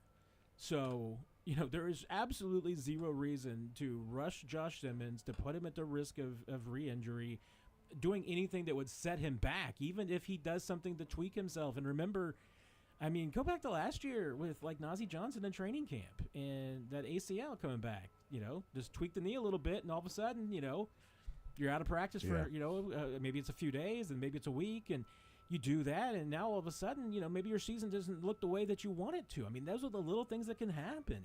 And I still bank on this and say, look, the Chiefs, their dream scenario for this year would be that Jalen Moore plays lights out. They have no reason to take Josh Simmons off the bench. They win a Super Bowl, and next year, Jalen Moore's your right tackle, and Josh Simmons is your left tackle for the next decade. Sign me up, man. I mean, that's the dream scenario. That's what I don't understand about some that have been, and by the way, that is not a red hot take, so they are not coming to get that crazy. I think that was very appropriate. Crazy take by Matt Derrick. Here comes the take police. They are on the way to put that fire out, that hot take. I probably realized where I am, and they're coming to get me back. Wait, guys, I think I see the bird. There's a turkey vulture flying, I think. I think that's that big... No, it's not. That's just another decent-sized bird. Me just telling you're number one. That was the bird. So, Matt Derrick, I don't understand the frustration that some. I don't want to make it out to be like, oh, there's this large group of people that are mad at Brett Veach in the front office for whatever. I do think there's a segment, and we've had people texting in, after the draft about, well, you got Josh Simmons and you paid Jalen Moore all this money. Like, what a waste. Like, why are you paying Jalen Moore and then getting Josh? Why are you drafting Josh Simmons when you paid Jalen Moore? Like, you've just, what's the point of that? And that doesn't compute with me of sort of that inability to see the forest for the trees in that specific move, given what we just watched last year. Oh, I will take 3 left tackles on this team right now if it means that it's better than not having any, which was last year. So it is great strategy by the Chiefs to sign Moore and draft Simmons and give yourself multiple options that weren't there last year. You had a guard playing tackle in the Super Bowl. It just doesn't. It's not a large majority, but it also doesn't compute to me for those that have that opinion of that it was a waste to have both of them. No, I mean, you're doing that because last year you were signing a guy off the street to come in and play left tackle for you. So, yeah, I mean, you're going to throw as many numbers at that as you possibly can. And, I mean, I'm surprised they haven't thrown another number at it. I wouldn't be surprised if they did, if they signed another veteran to come in. I mean, great. Let's do it. Pelicans said they're willing to trade Zion, so, you know. I mean, you're at least at a... That got me.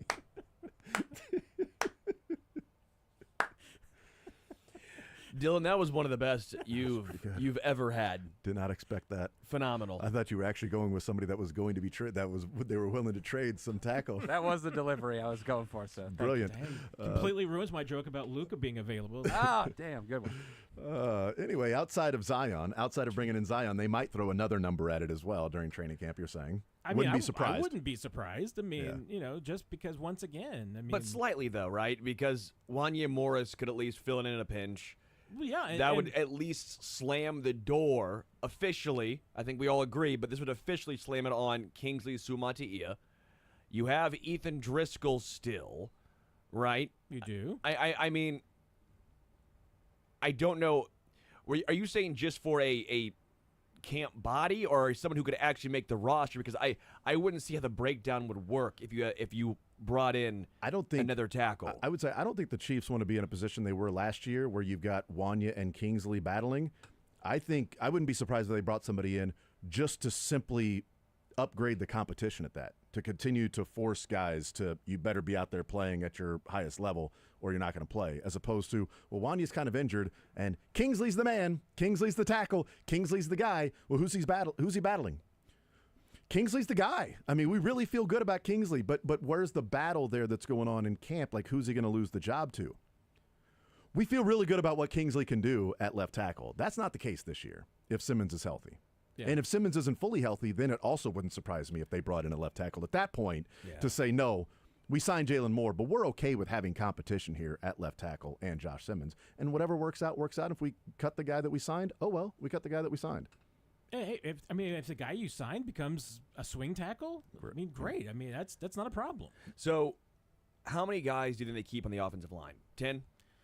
Probably, because I think you're just going to be forced to with just the depth that you need, especially losing some pieces, and you've got some veterans around, but I think you're just also going to have some young guys that you're going to have to protect too. So, if that's the case, if you're keeping 10, who you cutting?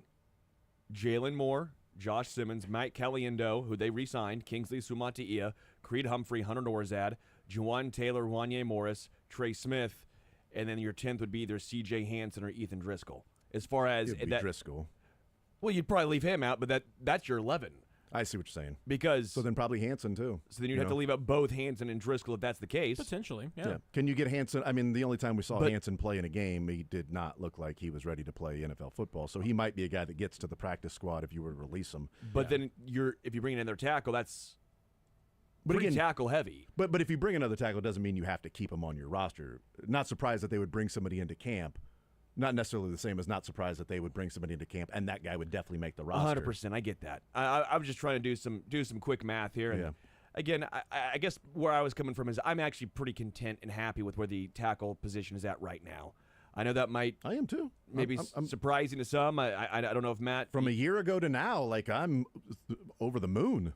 From what we were talking about last year, I know with the again Eagles, the power of hindsight. I know it's not the Eagles, and it's not Trent Williams or Lane Johnson on either side, just flanking. They didn't land Stanley, but yeah, they didn't get Ronnie Stanley. But I think overall it is a much upgraded offensive line. I think there's enough capital both draft and monetarily sunk into this offensive line. Because, by the way, this is still a very, very, very expensive offensive line. This is one of the more expensive ones in the entire NFL. I got to pull up the numbers, but this still might be the most expensive offensive line because you got to keep the dead cap hit of Joe Thuney on the books too.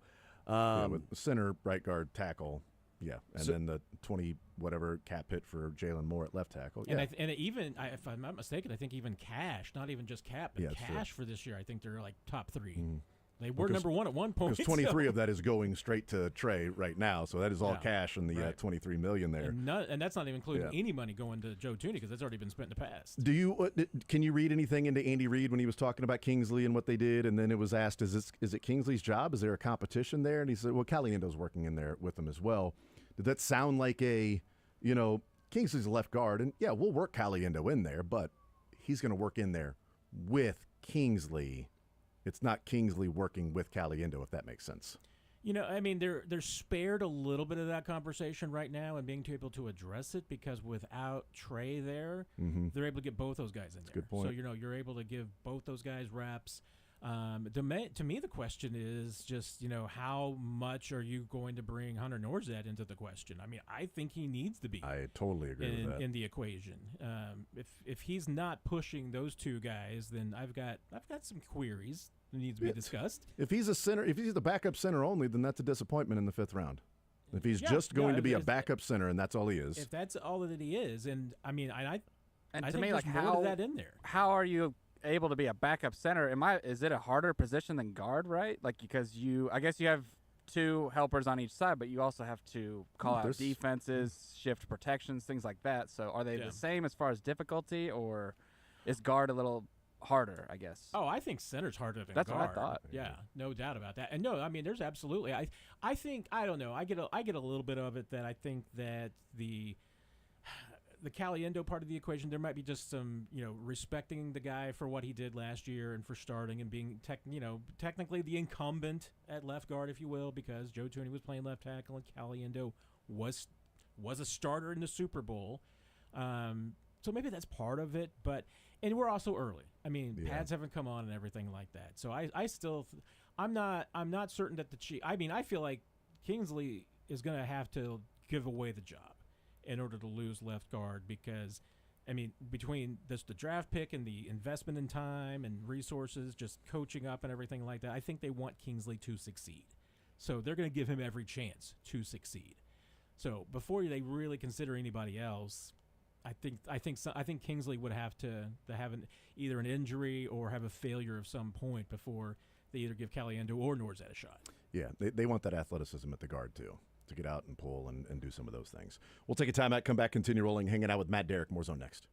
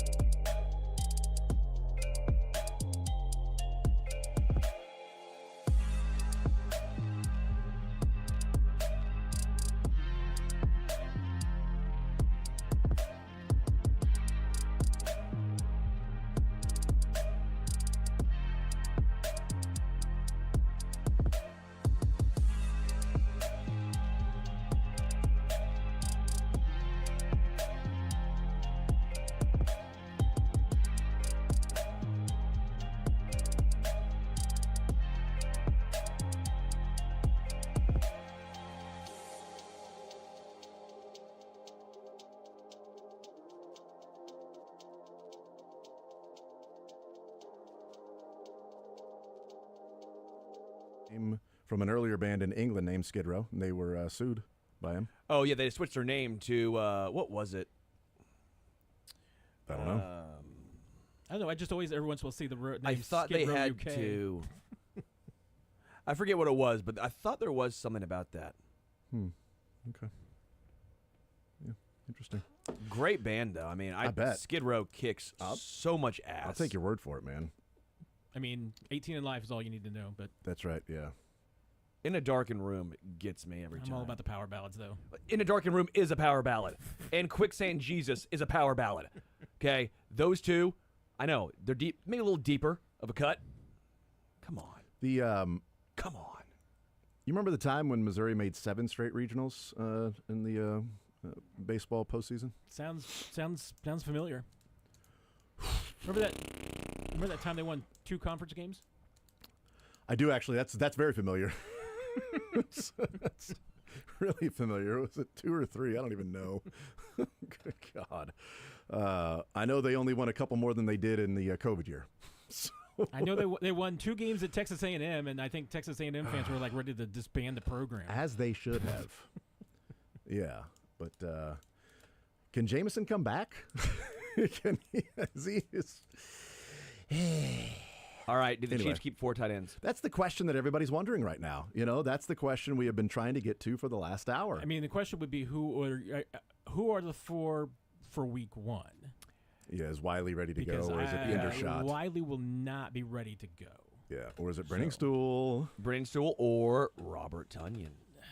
That will be the No. battle for that 3rd spot. But I would favor Brenningstool. Yeah, I no, mean, thank I you think to he's Tunyon. I think we know what Tunyon is. And so I'd rather, if you're talking about a 3rd or 4th tight end, I'd rather take a guy that has higher upside and there's more of an unknown as to what that guy could be. And again, Yeah. I mean, Brenningstool, I only had him down for 1 catch yesterday, but it was once again another tough catch in traffic. I mean, he's got good hands, sees the ball in, catches the ball in the right place. Mm-hmm. I mean, I think there's a lot to like there. Yeah. All right, Marlon Tuipulotu, Fabian Lovett. Which one do you have making a slightly larger impact? Both large men, but making a slightly larger impact on the field this year. Too early and too close to call. Okay. We need to. I'm see just the- trying I need on to see the May pads. 30th to really put you in a pickle here. I mean, I will say this without breaking into the embargo rules of closed practices. So I'm not getting myself in trouble or I was anything gonna like say, but you walk that fine line. that. I'm just saying that starter's going to be Omar Norman Lott next to Chris Jones, and then I don't know what happens after that. But can you get Omar Norman Lott up to 677 snaps like Tershawn Wharton played last year? Yes, I mean, and make sure you get his initials correct. Yes, please. That would be great. Tonight, right here on Sports Radio 810 WHB at 7 o'clock, KU taking on Creighton as they get their postseason started with the NCAA Regional. We've got that for you right here on Sports Radio 810 WHB right after a best of. We will take a timeout, come back. We'll continue hanging out with Matt Derrick. We'll talk about a few things around the NFL as it relates to the Chiefs next.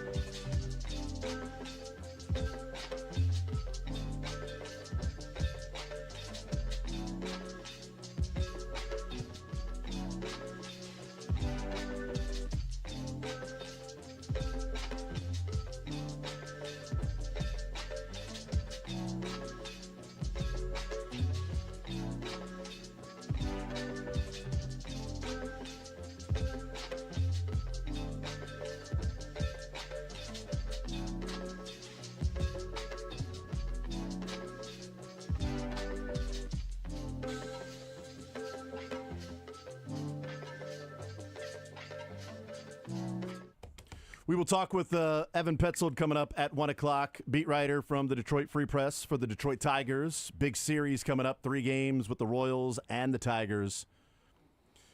Casey Mize on the mound, former number 1 overall draft pick. That's figuring it out for the Detroit Tigers. Taking on Seth Lugo, returning from the IL with the middle finger inflammation, which is oftentimes during rush hour, I should say. Whoa! Many people do suffer from the middle finger inflammation during rush hour traffic around. What about rough hour? Rough hour What too? happens? What happens during rush hour? No idea, dude. You tell me. I'm not sure. But Evan Petzold comes up with the Detroit Free Press. The underlying numbers, by the way, of Casey Mize look like breakout. Okay. Well, So- let's hope not. No, I'm just saying that this is not a. It doesn't look like an outlier. So Yeah. So that's, just want to throw that out there. we'll see. Maybe the Royals will hit him around tonight and get some runs on the board for Seth Lugo. We'll find out. Is he Royals, considered an ace with a sub-2 ERA? Because that would be 2.45 ERA. I means mean, he's probably going to give up 8 runs to the Royals tonight. that's a great point. The Royals are going to score 16 runs over the next 2 days. Yep. 'Cause they're- yeah, right. Okay, I'm going to put a lot of money on the opposite of that. Matt Derrick is our guest. Matt, your ideal secondary to start the season in Brazil, and let's say sub package, even though, the base package for teams is really the sub package now. It's really the slot corner. You have 3 cornerbacks out there in your base package, sub package, whatever. So let's say sub package, Chiefs starting against the Chargers. What's your secondary look like with those 5 guys? I mean, I kind of want to chicken out again and say too early to call, but Nope, May 30th. I'm gonna. What would your ideal one? What would you like it to be? Here's what I think it probably will look like. I mean, this is the most likely scenario, and I don't think there's anything wrong with this scenario. It's going to look a little bit like last year, except you put Christian Fulton in there, and Christian Fulton, I think right now would probably project as your starter across from Trent McDuffie, and Jalen Watson would be your third guy. I could see, Watson pushing Fulton, maybe they split time a little bit. Maybe it's a job share situation. One guy's got more snaps one week than the other because of the matchup that they face. But I think you're talking about your top 6 would be McDuffie, Fulton, Watson, and then you've got Hicks, Chamari Connor, Brian Cook. Hicks and Cook are going to be your primary safeties. Chamari Connor's going to kind of be your, if you want to call it a dime. Mm-hmm. He's really kind of, he and Kind of a rover Watson type. would both be kind of a nickels, at least as Yeah. far as, how they come into the game. But then I think you're going to see it being a lot more like, imagine the Chiefs defense in 2019 when you had Kendall Fuller and Tyrann Mathieu across from each other. You had the ability to match up what the offense was doing, regardless of their. That by the end of that season, the Chiefs were able to, especially with Matthew and Fuller on the field together, they were able to adapt, change on the fly. Yeah, their look. How much did single high did Kendall Fuller play? They Well, were playing single high with Kendall Fuller as the deep safety. And not only that, but when you had those guys on opposite sides, didn't matter which side the offense was going for the slot. You just had whomever was on that side stepped up and took it, and then the other one dropped back. So, Fuller ended up playing a lot of that because there were exactly those kind of looks. Yeah. But I could see the Chiefs, where you've got, between having McDuffie on one side and Connor on the other, and the Chiefs, they're going to play a lot of nickel, a lot of dime-based, defenses and everything like that. It'll probably play more nickel and dime than 4-3. So, Yeah, I agree with that. it's going to be a lot of that. You've got that ability to do the exact same thing. So that if you need, now I don't think that McDuffie's going to play a lot of slot. I think Interesting. he's going to play on the outside a lot more. Who plays slot then? But I think he's going to play some. That's why I'm saying I don't think it's going to be none. But But who then? But then who? I think Chamari Connor will still be a key slot guy. That is 2 thumbs down from this guy. I don't know. I think it's going to probably, like I said, I think it's going to depend on the matchup and who they're facing that week, and probably who is the primary slot receiver. I think you could even see some scenarios where Trent McDuffie follows with somebody.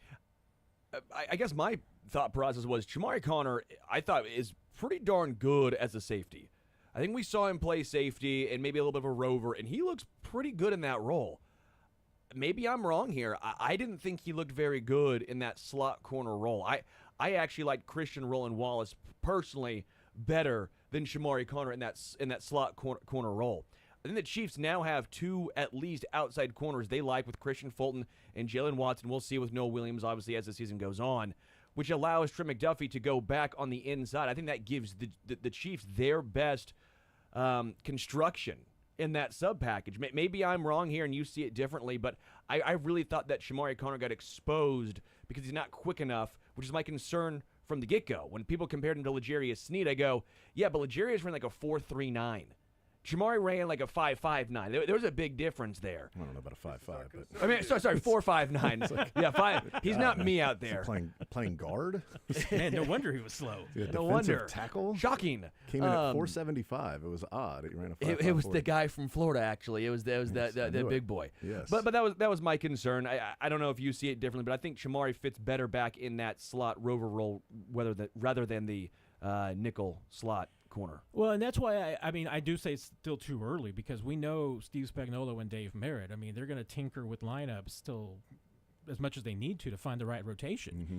They might find the right rotation now. Maybe they're going to find it in August. Maybe they're going to find it in September. I mean, it's taken till November sometimes. Sure. So there's going to be some tinkering. I mean, this may not be what it ends up. I mean, that's where I think they're starting from and where they'll go from.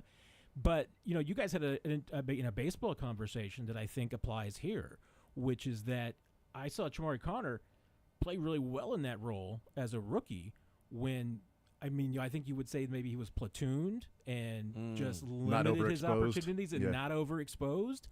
You do the same thing where maybe he is still one of your primary slot guys, but he doesn't play as many snaps there as he did last year. You put him in situations where maybe it's more McDuffie against tougher receivers.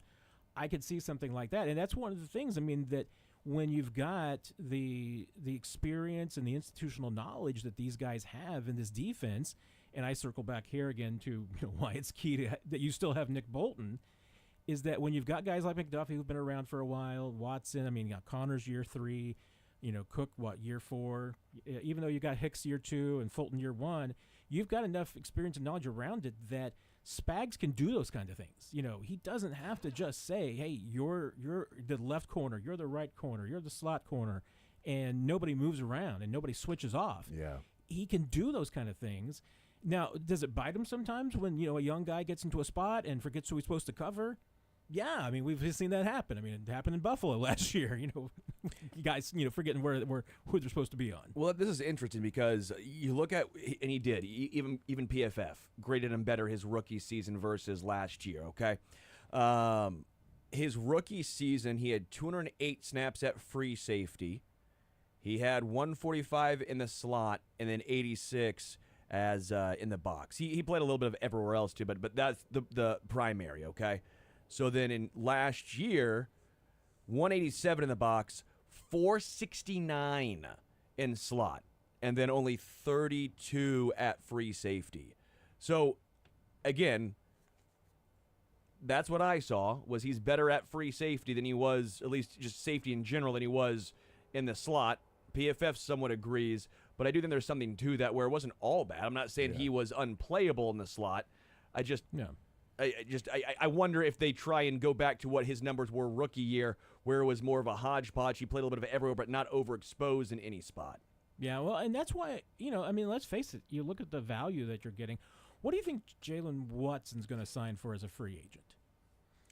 I'd say more than the Chiefs are probably willing to pay him. Possibly, but my point here really is that he might get the same kind of money that Christian Fulton got. I don't think there's a wide distinction between the two of them. Maybe Fulton is maybe the Chiefs do Fulton as a much better player. Although I still think that they signed Fulton because they just wanted the depth. They just didn't feel like that they had a consistent performer, and they wanted 3 of them. They didn't want 2. They didn't want.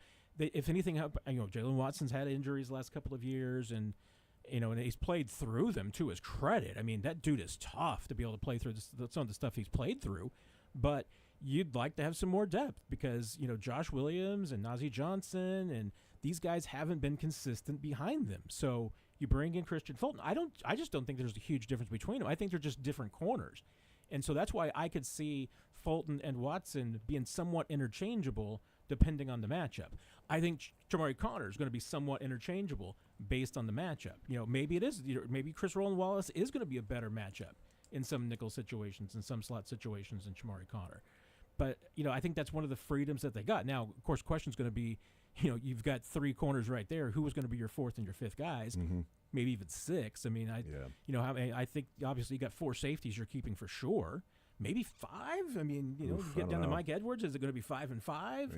Yeah. How's that going to shake out and everything? Well, if you're going to use Connor as a slot, then it can be 5 and 5 / 6 and 4. From that standpoint, it was kind of where because he's the combo. He's the combo there, because you would have Jaden, Brian, Mike, Edwards. I guess Deion Bush then. Deion's been basically a practice squad guy. He's been a call up a little bit here and there, because we assume Jaden, Brian, and Mike are all Mike Edwards all on the team. Yeah, correct. And Shamari. And then Shamari, how you want to view that. So, yeah. I look at it and I get excited about the thought of McDuffie moving back to the slot from so many different things that he can do. And if Watson and Fulton can play on the outside, and depending on what they get from Noel Williams, and maybe a bounce back year from Joshua Williams, and maybe a year removed further from the ACL with Najee Johnson, those are a couple of big maybes that are there, then you do have more depth to play on the outside. When they signed Fulton and drafted Williams, in my mind, I'm like, well, they are just overloading outside corners. Like, are they viewing it as like McDuffie is now our slot, and we'll throw some numbers at the outside corners, whether it's Watson healthy, Fulton, and then, getting Noel Williams later in the draft than he should have gone. And that gives you the flexibility. It doesn't mean that you have to do it, but it gives you the flexibility of sliding McDuffie down into the slot. And what it does is, when you talk about Spags and the different matchups, last year his hands were tied to a good degree. I mean, Watson goes down. You've got McDuffie that has to play on the outside at that point. So you're using Connor and Christian Roland Wallace sometimes in the slot, but then you're rotating between Joshua Williams and Najee Johnson and trying to figure that whole thing out. And, you'd get picked on. And, it's like, well, the guys aren't getting sacks up front. It's like, well, yeah, but you don't have to hold the football that long if you're an opposing quarterback, because you've got some holes in this team. And now if you've got Fulton and Watson and Trent McDuffie, maybe a Noel Williams, and then Connor doing more of a rover if he needs to, or coming down and playing in the slot in certain situations and matchups and things like that, it's a little bit like, a college basketball coach that has 6 players on his team and guys are struggling, and it's like, well, I don't have anybody on the bench, so this is sort of my team. As opposed to, like, we can go 9 deep and this guy's struggling, let's bring this guy in here. Okay, we match up this way with that team. We can, go with a bigger lineup here, a smaller lineup there.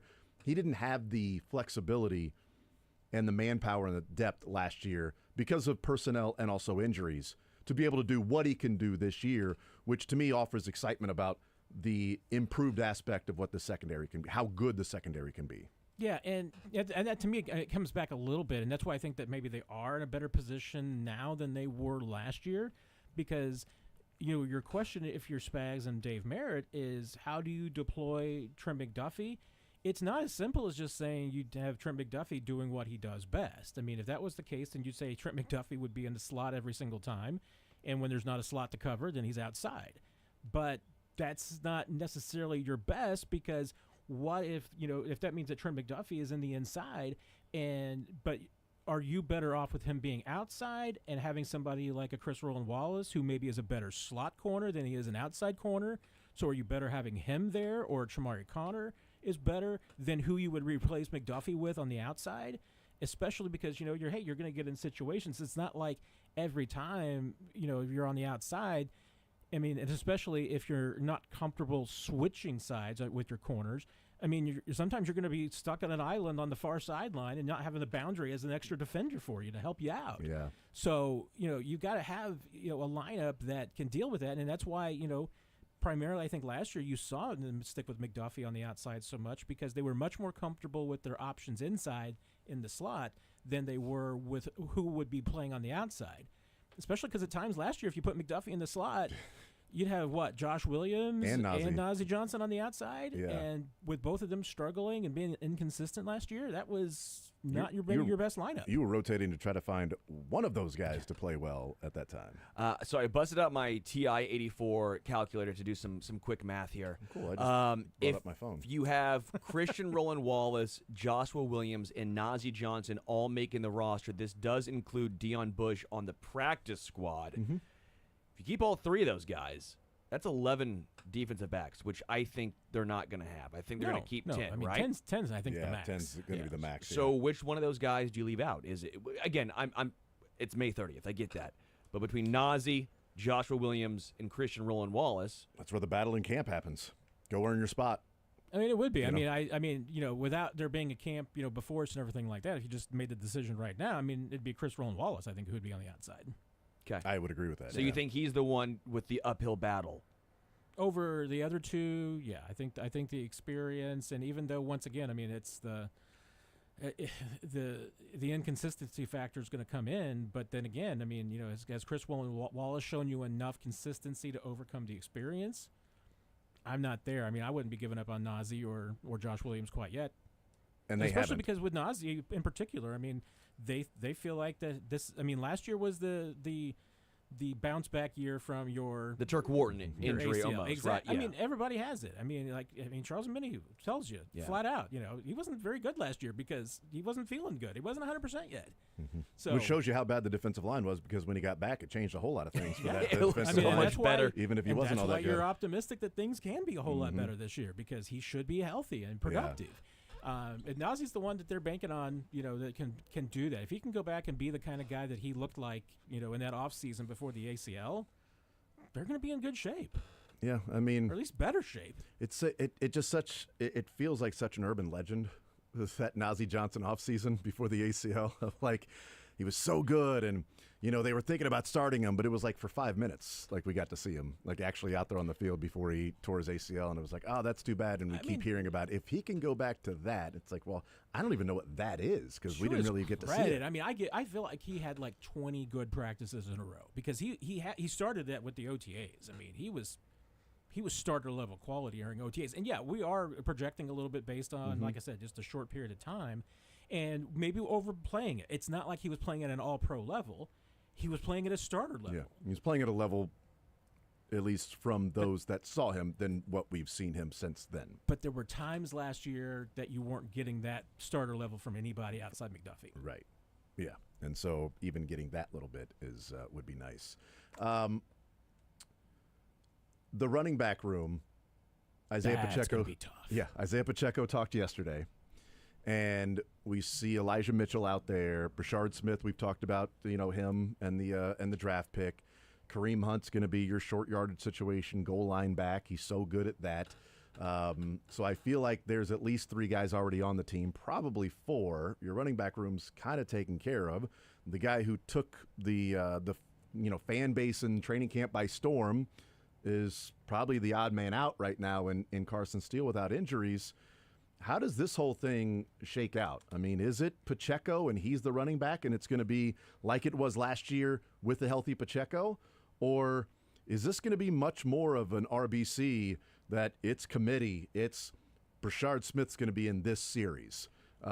Elijah Mitchell is going to get these couple plays. Pacheco's going to start the game here. Okay, Kareem Hunt's now third down situation. He gets the first down. We're keeping him in for first down. Like, how does this running back room shake out and look to you with the different guys, but not necessarily one that you go, well, here's your every down back because he's got the speed, the power, and the vision, because everybody brings something different to the table that's in that room. Yeah, you mentioned you got your 4: Pacheco, Hunt, Mitchell. I'm going to put Brashard Smith as one of those 4 because, I agree. Again, I mean, well, he's a draft pick, but he's probably going to be one of your kick returners. Might end up having to be a punt returner. You don't know. So you got 4 right there. And honestly, I mean, how often are you even going to have 4 active? I mean, usually you'd probably have like 3 active on game days. And like you said, you haven't even factored in Carson Steele or Elijah Young, one of the undrafted kids, from Western Kentucky, formerly at Mizzou. And remember, he only left Mizzou because Cody Schrader came in and This guy's just was lighting things up. This guy's just killing it in my household. It was just like Mizzou and WKU just killing it there. Fan favorite in the There you Anderson go. household. Getting his jersey. and this is where it gets tough because it's like, okay, is that what the Chiefs have? Is it a running back by committee where they've just got a bunch of guys who are guys, or do they have anybody who's a bell cow? Do they have anybody who can be a 1,000-yard back? I mean, Pacheco has come close, but he hasn't had the durability. He hasn't had the consistency to be a 1,000-yard guy yet. Kareem. Those 1,000-yard days are behind him. Yeah. He's a short yardage back, and you need to keep him as that because he's he really can't good at handle the workload that he had at when he came back last year. I mean, he's just too old. It's no knock on Kareem. It's just that he's too old. I mean, he needs to be under 200 touches for sure over an entire season, much less in like 8 games. So you need to manage that differently. I mean, but again, Elijah Mitchell injury. You don't know, the reality is that you're probably going to have 4 or 5 running backs to get through the season anyway. Yes. So you're probably hoping that an Elijah Young can squeak through and be on the practice squad and does play well at least enough so that when you do need him later in the season, he's there and you can rely on it because you're gonna go through running backs. But do they have a breakout guy? I mean, I'm naive enough and optimistic enough to think that Brashard Smith actually could be that guy, that he could break out and become the 1,000-yard back. I mean, if you ask me to pick who's a potential 1,000-yard back out of that group, I mean, at this point I would pick Brashard Smith because one, he hasn't failed at it yet, and I mean, I don't mean failed in really a derogatory way. I just mean that he hasn't had a chance at it yet. Pacheco's had 3 chances at it, and once again, I mean, injuries and consistencies have kept him from doing that. He's a good back, but is he an elite back? No. I mean, the back of his football card would say he's not. So do you get elite production from putting 3 or 4 of those guys together? I don't know. But I do know that, I mean, the Chiefs need to find that guy. And whether it's Brashard Smith, and they need to give him the chance because we've seen it before. And that's why, once again, circling back to this wide receiver group and looking so much like and reminding you of 2018 and 2019. What was the key in 2018 when this team was averaging 7 yards a carry? They had Kareem Hunt, as a 1,500-yard back in the backfield. You add that to this offense, and this offense is going to be the number 1 offense in the league. I mean, that's the missing piece right now. You had a great question to awesome. Isaiah Pacheco. We loved it. Kudos to you. We loved it. You said you had the quote of when you were a rookie of I'm here to take a grown man's job. Well, then you asked Pacheco saying, well, now you're the grown man. The grown man. That was a great question. He didn't necessarily answer it, but it was a great question. What did you take away from his answer and just his response and all of that? Because that was a very good question. Yeah, I've never really known for sure because the brash. I mean, and I don't want to say cocky necessarily because I wanted to say lovable cocky in front of it because that's how I always felt about confidence. Yeah. About Pacheco was that he was confident, but it was in a fun, loving way. I mean, I never took it as derogatory in any way, but I never knew whether it was just maybe maturity on Isaiah Pacheco's part or it was the powers that be saying, "Hey, knock it off! Don't be too poppy out there for everybody. You can be poppy on Instagram, but don't be little poppy with the media." So he hasn't been that colorful. So yeah, it was more reserved. But I mean, maybe that is a little bit reflective of the maturity that he comes through and realizes that. And then now, it's different being a brash upstart rookie who needs to come in and establish themselves. But he's now acknowledging that he's got to be a leader. It's not all about him. It's not about him improving himself. It's about him being a leader in that group. And, and the fact that he'd been, when asked about it immediately, just, goes into the rest of the team and the rest of the group in the backfield and everything like that. I mean, that's a different Isaiah. Now, like I said, whether that's 100% Isaiah just maturing and being a different dude than he was 3 years ago, I'd say it's probably about 70%. Might be 30%, being told, hey, save a little poppy for Instagram. Yeah, I mean, it's a good point on the answer that, well, now you're the grown man, so how do you sort of approach that? And he goes into being a leader as in, like, my job is not to take a grown man's job right now. My job, I'm in a different spot. And I don't expect somebody to come in and take my job, but I need to be the leader of the running back room because that's who I am. 3 years ago, he was brought in to question authority. Now he is the authority. That's right. So wow, how things change. Yes. Well, he fought the law, and the law won. Well, maybe Clash told us that actually. Yeah. Well, they'll Clash did. clash with a lot of people, and hopefully this running game will start to rage against the machine. You know what I mean? So, are we done? We good? It's pretty good. I don't know. Yeah, it's pretty good. It's fine. Matt, you're the man. Appreciate it, brother, as always. Always a blast with you, gentlemen. Chiefs Digest 41 is the Mike podcast. We'll take a timeout. We'll come back. More Zone next.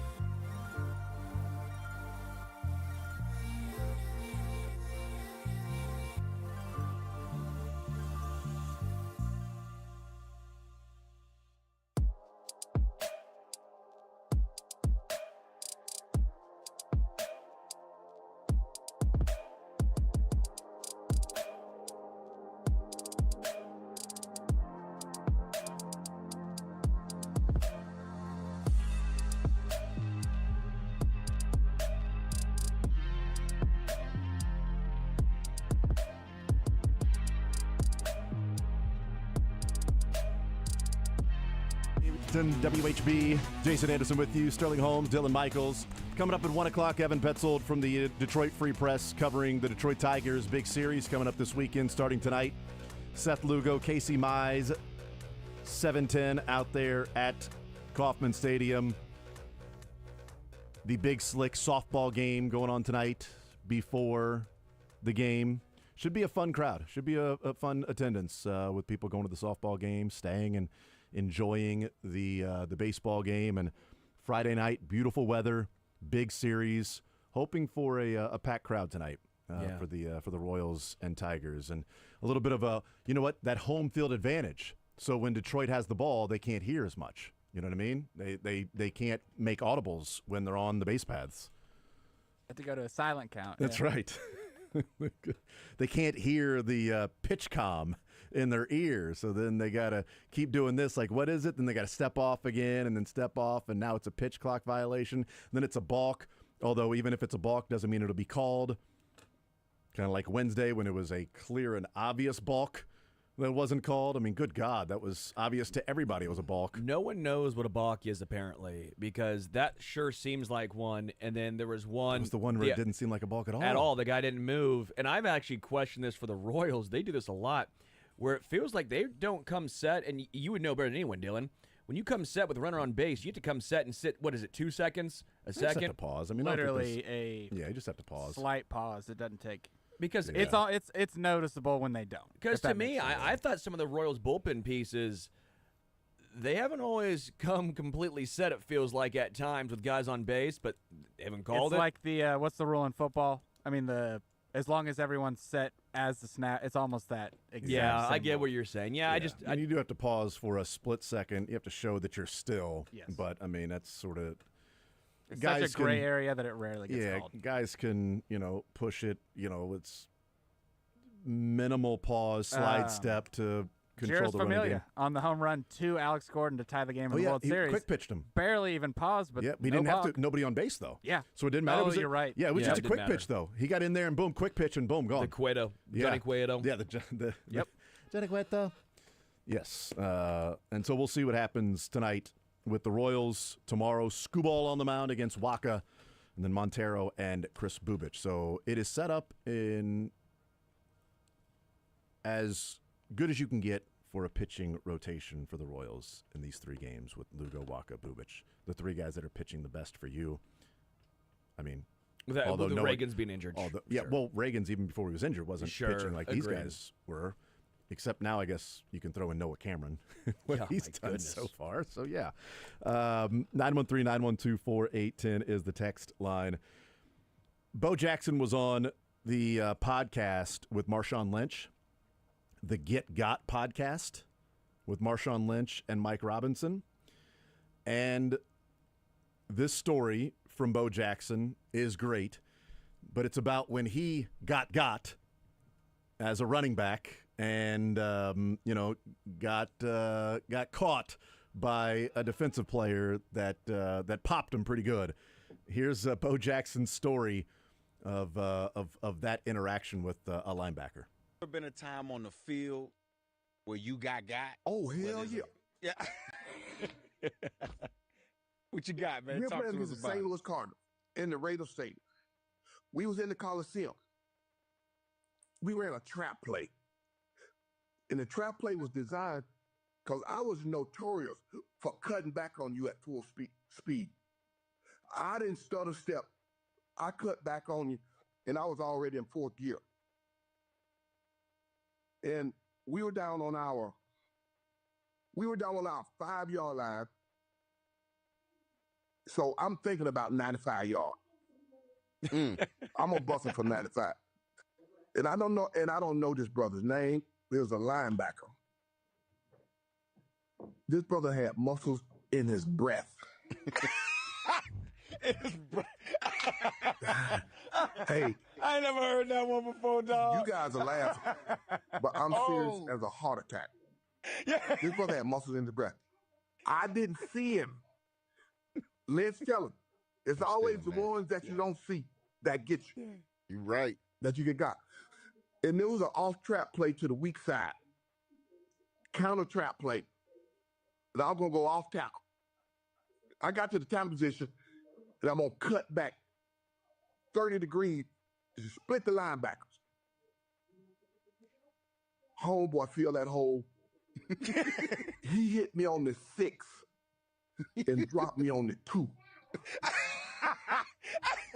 I never saw it. It was like me running out in front of an 18-wheel. I'm not kidding you. He hit me, dropped me on the 2.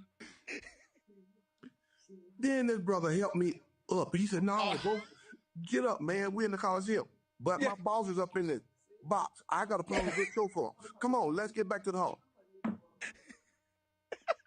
Next series, Jay Schrader called that same play. I looked at him like, have you lost your mind? You trying to send me back in there?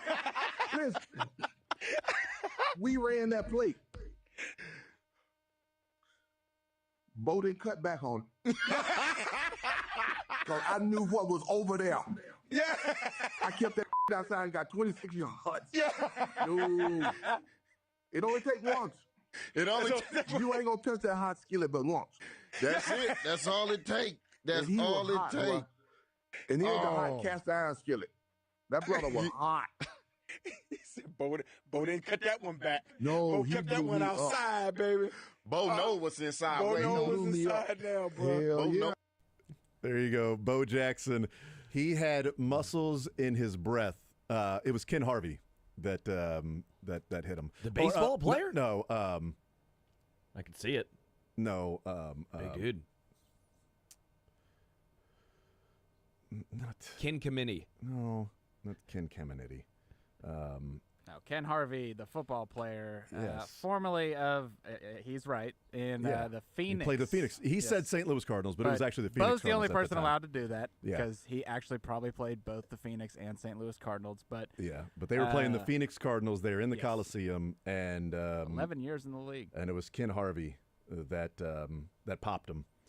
That, as Bo said, was like running in front of an 18-wheeler. I love that. Bo knows. Bo knows. Bo didn't cut back. Bo didn't cut that one back. I kept that outside, picked up 27 yards. But as he said, I was cutting back because I was thinking about 95 yards. I was thinking about taking this one to the house. So I want to cut back, 30 degrees, split the linebackers, and then I'm gone. He filled the hole, and I didn't see him. And it only takes one. Then you learn. The only guy that could say I was thinking about 95 and be serious is Bo Jackson because his rookie year, 91. His third year, 92. His fourth year, 88. That guy leaves about once a year. He and CJ2K would be like, I'm thinking 90. Every time I'm touching the ball, I'm thinking about where I'm going to get. Adrian Peterson. Yeah. Right. He also told a story about, when he actually, when he got injured against the Bengals. It was like 4 or 5 minutes, so I didn't cut it. But it was interesting when he said, because if you watch the play of Bo Jackson, the play that he gets injured, he's running to the sideline. He gets to the sideline. He's got 2 guys behind him, a guy in front of him, and he jab steps to the sideline and then cuts it back inside. And then as he's cutting it back inside and turning it up, that's when he gets tackled. That's when the guy grabs him, slides down, holds on to his left leg, right leg plants into the ground, and hip pops out, or left one, whichever it was. I can't remember. But he had talked about it, and he said that he had hyperextended his knee like the week before, and so he wasn't supposed to play against the Bengals that day. But he said the Bengals were a team that I just always did well against, so I went and played. And he said, I was only running about, 80% in that game. And he was like, I get to the sideline and I can run out of bounds and just call it a day.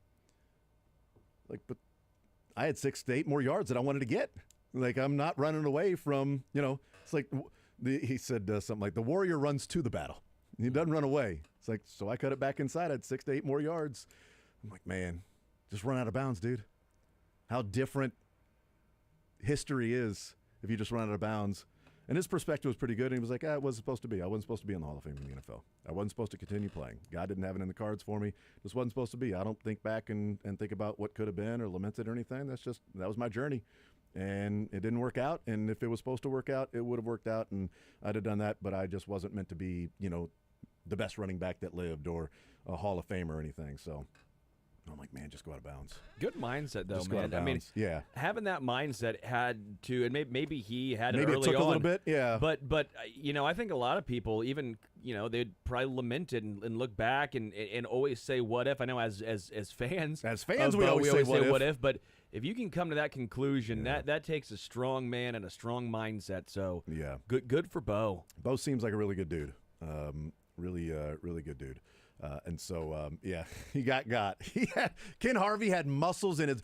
If I'm Ken Harvey, I'm feeling pretty good walking around after hearing that podcast yesterday. Yeah, from Bo Jackson From of Bo all Jackson. people saying he was didn't remember muscled up. who he was, but everybody else found out. Everybody else went and found it in Phoenix Cardinals, and it was Ken Harvey that hit him, and it was like, yeah, okay, there it is. That dude had muscles in his breath. And if you see pictures of Ken Harvey, you're like, yeah, that makes sense. I see it. But also, how about that Bo Jackson? He gets knocked down and Ken Harvey goes to help him up. No, come on, man. Get up, Bo. Let's go. Let's keep going, man. I was like, you're not going to embarrass me and try to help me up after you just hit me like a Mack truck, man. It's not how it Also, works. I love the old school linebacker pads that are just absolutely massive. It makes you look like you are a Mack truck. Dude, you just looking at like early 2000s pads. Bill Romanowski. Yeah. Right, but back then, totally, yeah, and especially the neck roll and all of that stuff. But like early 2000 pads to even now, it's like they're wearing like women's business suit attire shoulder pads. There, it's like they're wearing shells. Like what used to be, it was like, oh, the team is in shells today at training camp. Well, now those are their pads. They're just wearing shells today. It was at Bennett for the Patriots and the Seahawks. Oh yeah. That didn't really. That I think literally like a just tank top. wore the shells. Yeah. And didn't actually wear pads in that. They no longer Because pads they in couldn't your get their hand. Like linemen, he actually did it on purpose, so linemen couldn't get their hands on him. Right. And he could get past him in the interior. Well, it's like, and also watching the old running backs with those huge ass thigh pads as they're running, and those things are bulging out while they're running, and the huge knee pads there. And now it's like, dude, you're just wearing like shorts pulled up right above the knee and no pads in there at all. Just out there. It's just crazy how much things have changed in terms of the protection. Now technology of the shoulder pads has gotten better, so they don't have to be as big and bulky to protect the way that they bring did, back but Nick Bolton in those large shoulder pads would look and a neck roll. Nick Bolton terrifying. would absolutely have had those huge shoulder pads and a neck roll, and just out there, because those if that dude had a neck roll, I don't want to go over the middle. Yeah, Nick Bolton, bring it back, baby. I'm not trying to get Nick hit by Bolton that should guy. bring back the big middle linebacker. That guy's hitting so hard that he is knowing I have to add extra protection to my shoulder pad so my head and my neck doesn't go into my body. That's how hard I'm coming to hit you, and it might be head first. I might be spearing you. That's why I'm adding extra protection here, because just to protect me from myself, because that's how hard I want to hit you. Man, I don't like that. I don't want to be around that. I don't want to be running near that dude. Now it's sneaky. It's like, well, he's not even wearing pads, and then he still, clocks you. Of course, now it's going to be a 15-yard penalty, which isn't the worst thing, because we don't celebrate the jacked up anymore, except for when Jack Caglione We do hits celebrate one. jacked up. Yeah. Well, when Jack Caglione gets a hold of the ball, that's what he does to baseballs. He hits them 111, 115 mile an hour. That's what we celebrate now. Yes, that is jacked up. Ken Harvey was also jacked. Yeah, he was yoked. He had muscles in his breath. Update on the turkey vulture. I see he left as a present. Yeah, it looks like there's some remains of what used to be a living thing that's on the deck here. And that happened at some point, I think, during the show, because that was not out there when I got in here. So I don't remember it getting dropped off. I don't either, but that wasn't there. So this turkey vulture is a sneaky little guy. He's sending a warning to close the door, and now if it's open when he comes back, he'll just... It smells fear. He wants to shake your hand. It smells fear, and I will not let it... We will not bow down to the terrorist that is this turkey vulture. Well, if it lands on this deck, if it lands on the deck and it smells fear, then it's going to come right in here. Oh, yeah. Right? Because it will. That door's open. There's blood in the water. Yes, that's Frank Clarkson around here. I mean, again, that thing's wearing a leather bird face. I just this has been a 2-week long thing now, at least. It's going to continue. There's a carcass somewhere, or it's just nested here, and it's just fish in a barrel. I'm going to catch it. I don't think you are. No. I don't. I'm going to catch it. I'll give you 5-1 odds. You don't. I don't 10 bet. to 1. I don't bet. 10-1. I bet I can get you betting before the end of the show. All right, you're on. I'm going to get you. I don't know how. I got like an hour and 10 minutes left. I don't know how, but I'm going to do it. We'll find out. Dylan and I are going to put our heads together and see how we can get you to bet next.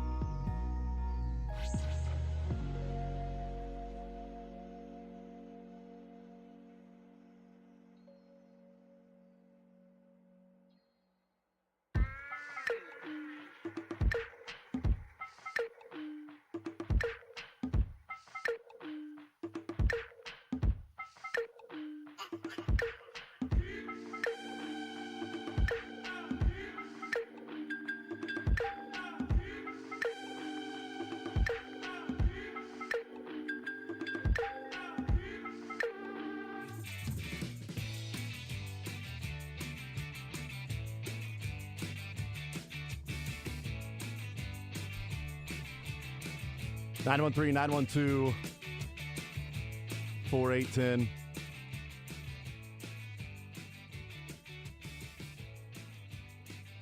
Texas, why is Justin Ross still on the team? I do love that there was a Justin Ross question yesterday, man. There's Sky Moore questions, too. Sky Moore questions, That Justin doesn't tell you Ross it's questions. OTAs. I mean, right? I mean, you're not wrong. You're not wrong about that, Dylan. But I do love OTAs, though, you know. Oh, but, absolutely. oh, man. The NFL is very good at what they're setting out to do, which is dominate every week of the year. 100%. As far as news-wise goes. Yeah, no doubt. Every day, every week of the year. Poor Joe Flacco. Day of the year. Too. I mean, we already got to start the questions of mentoring and all that stuff. Oh, yeah. We haven't seen that. We'll play the. We'll play in the next hour. Coming up next at 1 o'clock, we'll talk with Evan Petzold from the Detroit Free Press get the Detroit side of the series coming up, as they have been the best team in baseball, and the best team in baseball since August 11th last year, when they had a 0.2% chance of making the playoffs. They had sold. Jack Flaherty was traded for Trey Sweeney, and all they have done since then is put together a 68-33 record and be just minuscule margins away from playing in the ALCS against the Yankees after losing to the Guardians.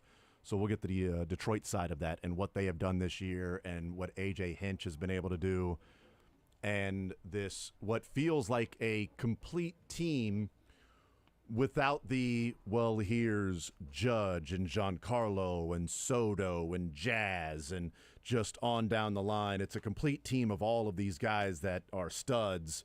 Like, it's a complete team of, like, everybody that fits like a puzzle piece. But you also need somebody to put those pieces together in the right way so that it does look like a puzzle. You know, you need that person to press all the buttons, and A.J. Hinch has been that one. But we'll also, in the 1 o'clock hour, mention Joe Flacco, but we'll hear from Mike Vrabel, who weighed in on Stephon Diggs not being at OTAs. Lonely Island had a song about it. After being on a boat. I'm on a boat. It's catamaraning around the world. With some sort of a substance. But Vrabel was asked about that, and he weighed in on Stephon Diggs not being there. We'll hear from that. Pascal Siakam back and forth with Greg Doyle last night, and Charles Barkley just calling out Karl Anthony Towns to his face.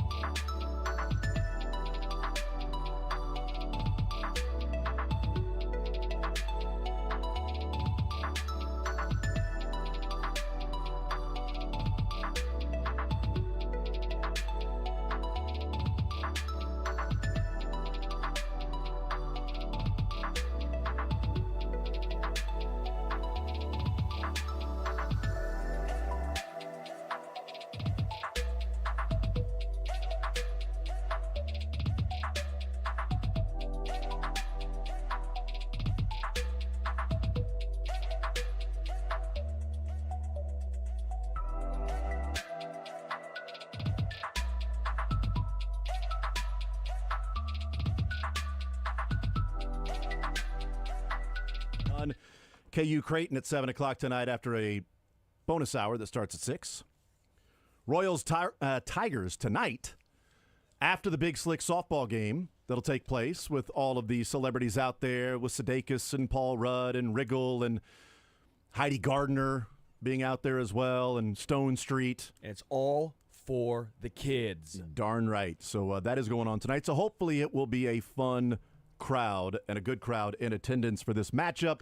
And as I said to start the show, that this is a very important spot in the season for the Royals, and it could be a flashpoint where we could look back in a month or two and say, you know, that was a huge series against the Tigers for the Royals, or that was pretty crippling what happened that day, because anywhere from 10 to 4 games out of first place the Royals could be as the Tigers come to town. Let's talk about the Detroit Tigers. Evan Petzel, Detroit Free Press, covers the Detroit Tigers in town here to cover this team in this series. Evan, welcome into the show. How are you, sir?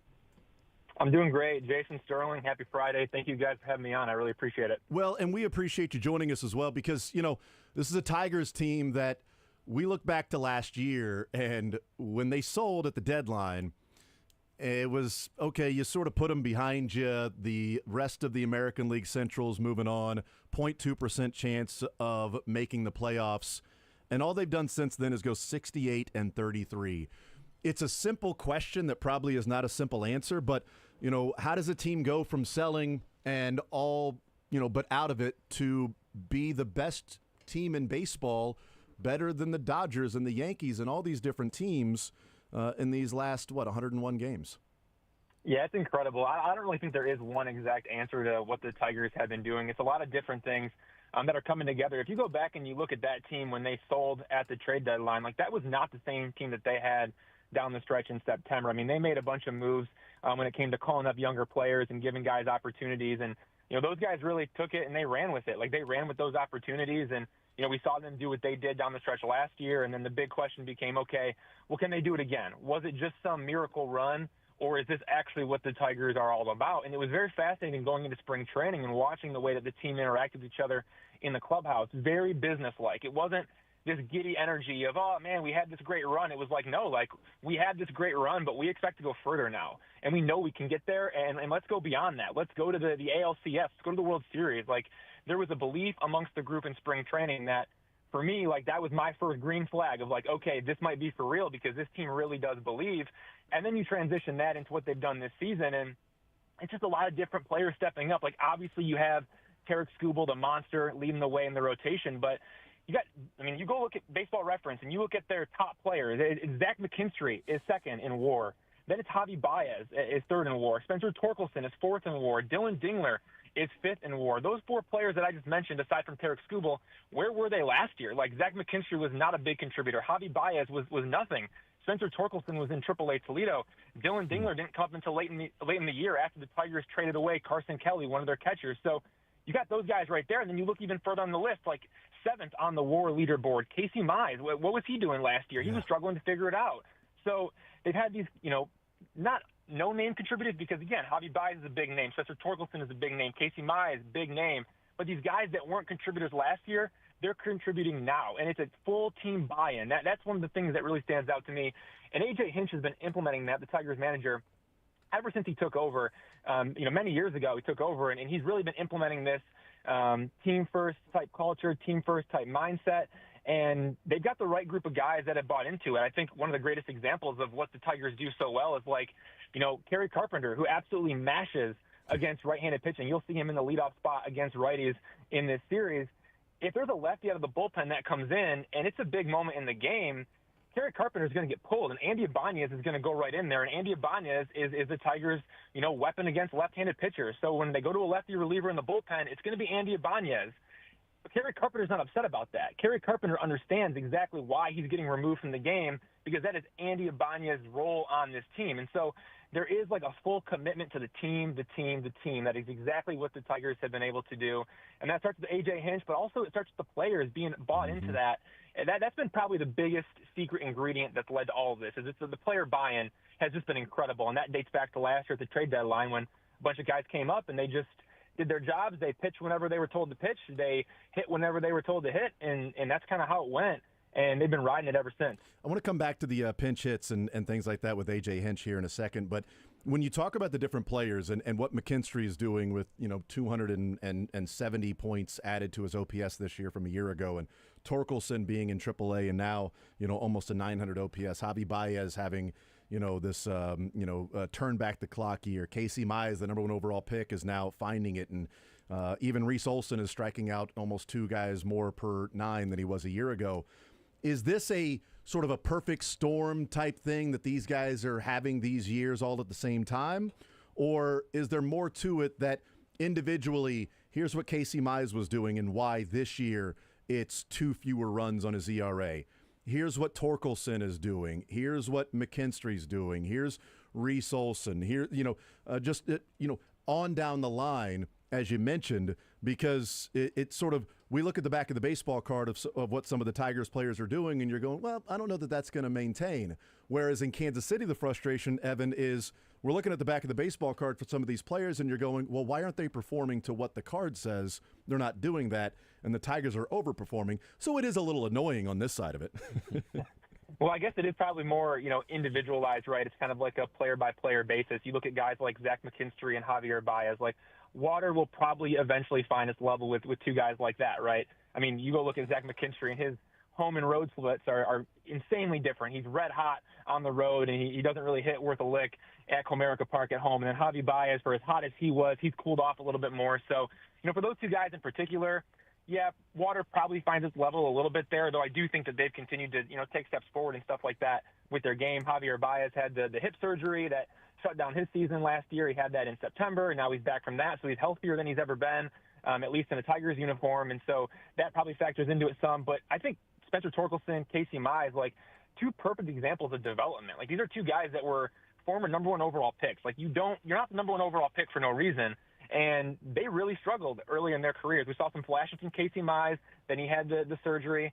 Then you saw Spencer Torkelson. You saw that 31-homer season, but was never really able to capture being a true hitter in the batter's box. He was kind of always like a pull-side power kind of guy. And if he wasn't getting to the pull-side power, he wasn't giving you much offensively.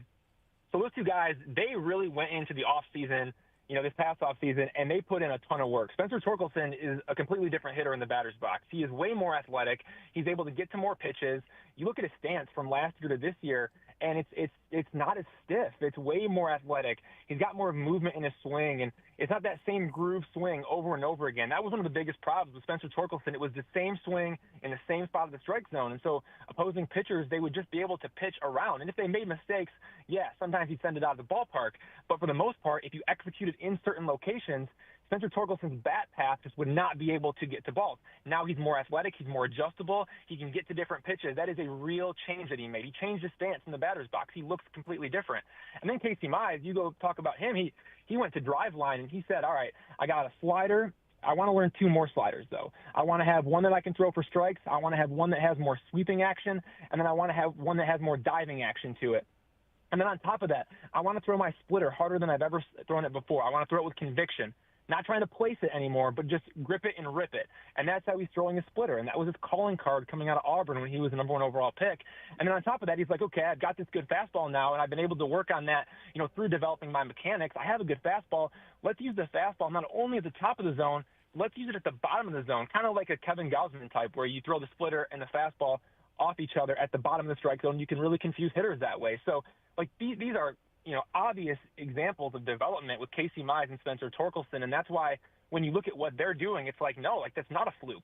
Sure, Zach McKinstry, Javier Baez, maybe a little fluky, still been great producers, but at the same time, Water finds his level there. But for Torkelson and for Mize, I think what we're seeing is the real deal, considering the adjustments that they put in the offseason. They're completely different players than they were last year.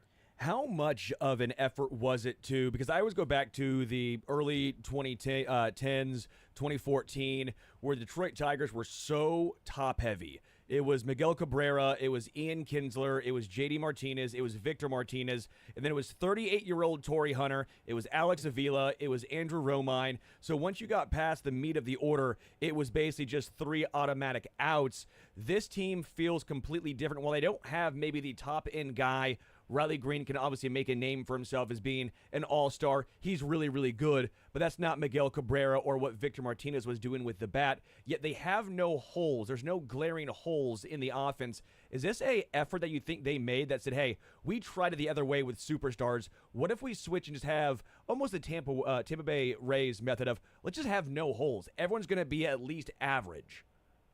Yeah, I mean, they're really pesky. Like, that's the one thing that stands out about the Tigers is, going first to third on the bases. Like, they're extremely aggressive. They're going to make, opposing players make plays, right? Like, you see guys go, second to home, like scoring from second base. It's like, hey, let's test the arm of those guys out there as much as we can. Ball hit to the outfield. Let's run. We're going to run. And that's going to be our style of play. And then offensively, when it comes to what they're doing in the box, like, yeah, they have no Aaron Judge or Shohei Ohtani or, Miguel Cabrera type if you want to look at past Tigers teams. But, yeah, they have just a bunch of guys that are grinders in the batter's box. Like, they put up tough at-bats. They have really good game planning. Hat tip to Michael Bradar, the hitting coach, and that entire hitting group for getting these guys ready day in and day out. They do a really good job of getting prepared for the day's starting pitcher, and they do their best to say, okay, how can we beat this starting pitcher? Let's single out, what does he do, but then also, too, like, what are our strengths? It's individualized. It's also team-based, and they have a really good approach at the plate, and they kind of are able to adjust that day in, day out, and to really key in on specific ways to beat the opposing pitcher, and that stands out to me the most, and I think that's what makes them pesky in the batter's box, and then, yeah, you see them on the bases, and they're just going to run all over you, and they're going to make teams make plays to get them out. I mean, that really stands out. But in terms of their lineup, yeah, I mean, it's really deep. Like, again, Zach McKinstry and Javi Baez, right? Nobody saw those guys as being key contributors. And so far, they have been. They've been key contributors. Now, maybe, again, like I mentioned a couple of times, right? Like, water finds its level with those guys. But who's going to be next to step up? Because it could be Trey Sweeney, right? It could be Justin Henry Malloy. We've seen come off the bench and have some really big pinch hit at-bats. Colt Keith really struggled in April, and he's been really hot in May. Colt Keith can be that guy who can really step up and have some big at-bats. So, Dylan Dingler, he's been a revelation at the catcher position. And we haven't even talked about Gleyber Torres yet, who's just been absolutely outstanding for this team. 25 walks, 21 strikeouts. That pretty much embodies exactly what the Tigers are. They are going to work you in the batter's box, and they're going to make things really difficult for you. But I think it's just an assortment of, like, anybody can step up on any given night. I think that's the thing that really stands out to me. It's not like, oh, if it's not Riley Green, it's nobody. And that's how it felt for a really long time, coming out of those, years the Tigers had, Miguel Cabrera and Victor Martinez and Prince Fielder. Like, after those teams, it was kind of like, man, there was one guy. And if that one guy wasn't locked in red hot, this team was going to do absolutely nothing. And it felt like that even as recently as a couple of years ago. But now it's like anybody can step up on any given night and nobody's surprised. Like, if Justin Henry Malloy has a huge at-bat off the bench and has a single to win the game, like, no one's going to be surprised about that. I think that's what really stands out about this team is they have so much depth, but also, too, like, they're always ready to play. I mean, even pinch hitters and stuff like that. We talk about that quite a bit. And, the guys that are, off the bench to start the game, like, by the, fifth, sixth inning, they are in the cage, working on their swings, kind of zeroing in on, okay, who could be coming out of this Kansas City bullpen tonight, and who could I be facing? Let's prepare for them. So they're prepared for every single situation. Whether you're starting, whether you're not starting, you're probably going to play. Everybody knows it. I think that really, plays into it as well. But, yeah, no surprises when it comes to who could be the hero of the night for this team. And I think that speaks to just how deep they are. This team this year, we were talking about it in the first hour and sort of comparing it to Matt Quatrero and what the Royals are going through, and it is there's oftentimes there can be frustration because Matt Quatrero does go lefty, righty platoon, and this is a left-hander up, then I've got to go bring a left-hander from the bullpen, righty up, let me go get a righty there, let me pinch hit this guy, lefty, righty. And sometimes it can be annoying as like, he's got to have that, he's got to take this guy out of the game. And I bring that up because, the Royals aren't succeeding at a level that people were hoping they would be. And being 7 games out of first place, being, more than a game out of the wild card now, certainly there's some frustration that goes along with it. But the Tigers are doing just that. A.J. Hinch, the most pinch hits this year, the most platoon lefty-righty matchups in the box against opposing pitchers this year, and it's working. Was there a frustration or a pushback from fans last year when the team was struggling and it was the platoons and the pinch hitting and everything, the way that if the Royals don't come through, then it's Quattrero, here we go again with Matt Quattrero's got to do this and that. Overthinking almost. Here we go. You got to insert yourself into the game and can't just let the guy go and take his at bat and be in the game. Was there a frustration or a pushback from fans when it wasn't working, whereas now it's sort of viewed as a big reason why Detroit is playing the way that they are? Yeah, so first off, A.J. Hinch is an extremely, extremely smart manager, and that's nothing against Q. Q is a complete tactician. I think he's a great manager. But A.J. Hinch, he's really done a good job of getting all the players to buy in, and I think that's why it's working so well. As for the fan base, of course there was pushback before this team was playing good ball. You go back and you look at Kerry Carpenter. We talk about him quite a bit because he just absolutely rakes against righties. Last year, he was one of the best in baseball against right-handed pitchers. That was Kerry Carpenter. He was that good. You can go look, and it was like Aaron Judge and Shohei Ohtani and then Kerry Carpenter right up there. That's just how good Kerry Carpenter is against righties. And so the fan base, Tigers fans were clamoring for more opportunities for Kerry Carpenter against left-handed pitchers. They said, we want to see Kerry Carpenter as an everyday player. Why are we taking these at-bats away from him and giving them to Andy Ibanez or Justin Henry Malloy, whoever it might be? Andy Ibanez, does a great job hitting lefties. So does Jay Hen. Those are two guys that often take at-bats away from Kerry Carpenter. And also vice versa, by the way. When a lefty was on the mound to start the game, we would see Jay Hen and Andy Ibanez in the game, and Kerry Carpenter would be on the bench. And Tigers fans were like, this is one of our best hitters. Get him in the game. And now when a righty came in out of the bullpen, Kerry Carpenter would always enter the game. He would always pinch hit for Andy Ibanez or for Jay Hen. He would get that big at-bat against a right-handed reliever when they brought one in. But fans wanted Kerry Carpenter to start the game. And then when Kerry Carpenter ended up starting the games against righties, they wanted him to stay in the game, the entire way through, even against lefty relievers. And A.J. Hinch wasn't going to do that because that's not what Kerry Carpenter is good at. If you go look at the splits and you go look at the numbers tell you that Kerry Carpenter is terrible against left-handed pitchers. So if Kerry Carpenter is terrible against left-handed pitchers and Andy Ibanez is really, really good against left-handed pitchers, why would you want to put the terrible player in the game? Why would you want to leave the terrible player in the game when you have a much more favorable matchup in Andy Ibanez? And that's kind of the logic right behind it is, hey, we have a guy in Andy Ibanez who has an 800, 900 OPS against lefties. Why would we leave in Kerry Carpenter who has a 400 OPS against lefties? And then the pushback from fans is his OPS is never going to get better, and he's never going to, get better against lefties if he doesn't get opportunities. So there's that, angle of it as well that I can understand. But at the same time, they were all in. They were all in on doing what they were doing with the pinch hit and the matchups and the different scenarios, specifically with the lineup. And the player buy-in ultimately took them there. And then once you start to win and the fans start to realize, okay, this is what it's all about, then the fans buy in, and then kind of everyone's all in together. The same thing with pitching chaos. Look what the Tigers did last year when they had Tarek Stubel and Kiter Montero, and then basically a bunch of relievers that were taking down bulk innings. And when that happened, fans did not like it. Fans were like, hey, why are these guys not starting? This is so, non-traditional. What are we doing here? And then it works. And then the fans, now they love pitching chaos. They're obsessed with it. And every time the Tigers do a bullpen game, Tigers fans get all excited about pitching chaos because they think pitching chaos is back. There's ebbs and flows with it. And I think, if the Royals do see more success, I do think fans will eventually buy into it.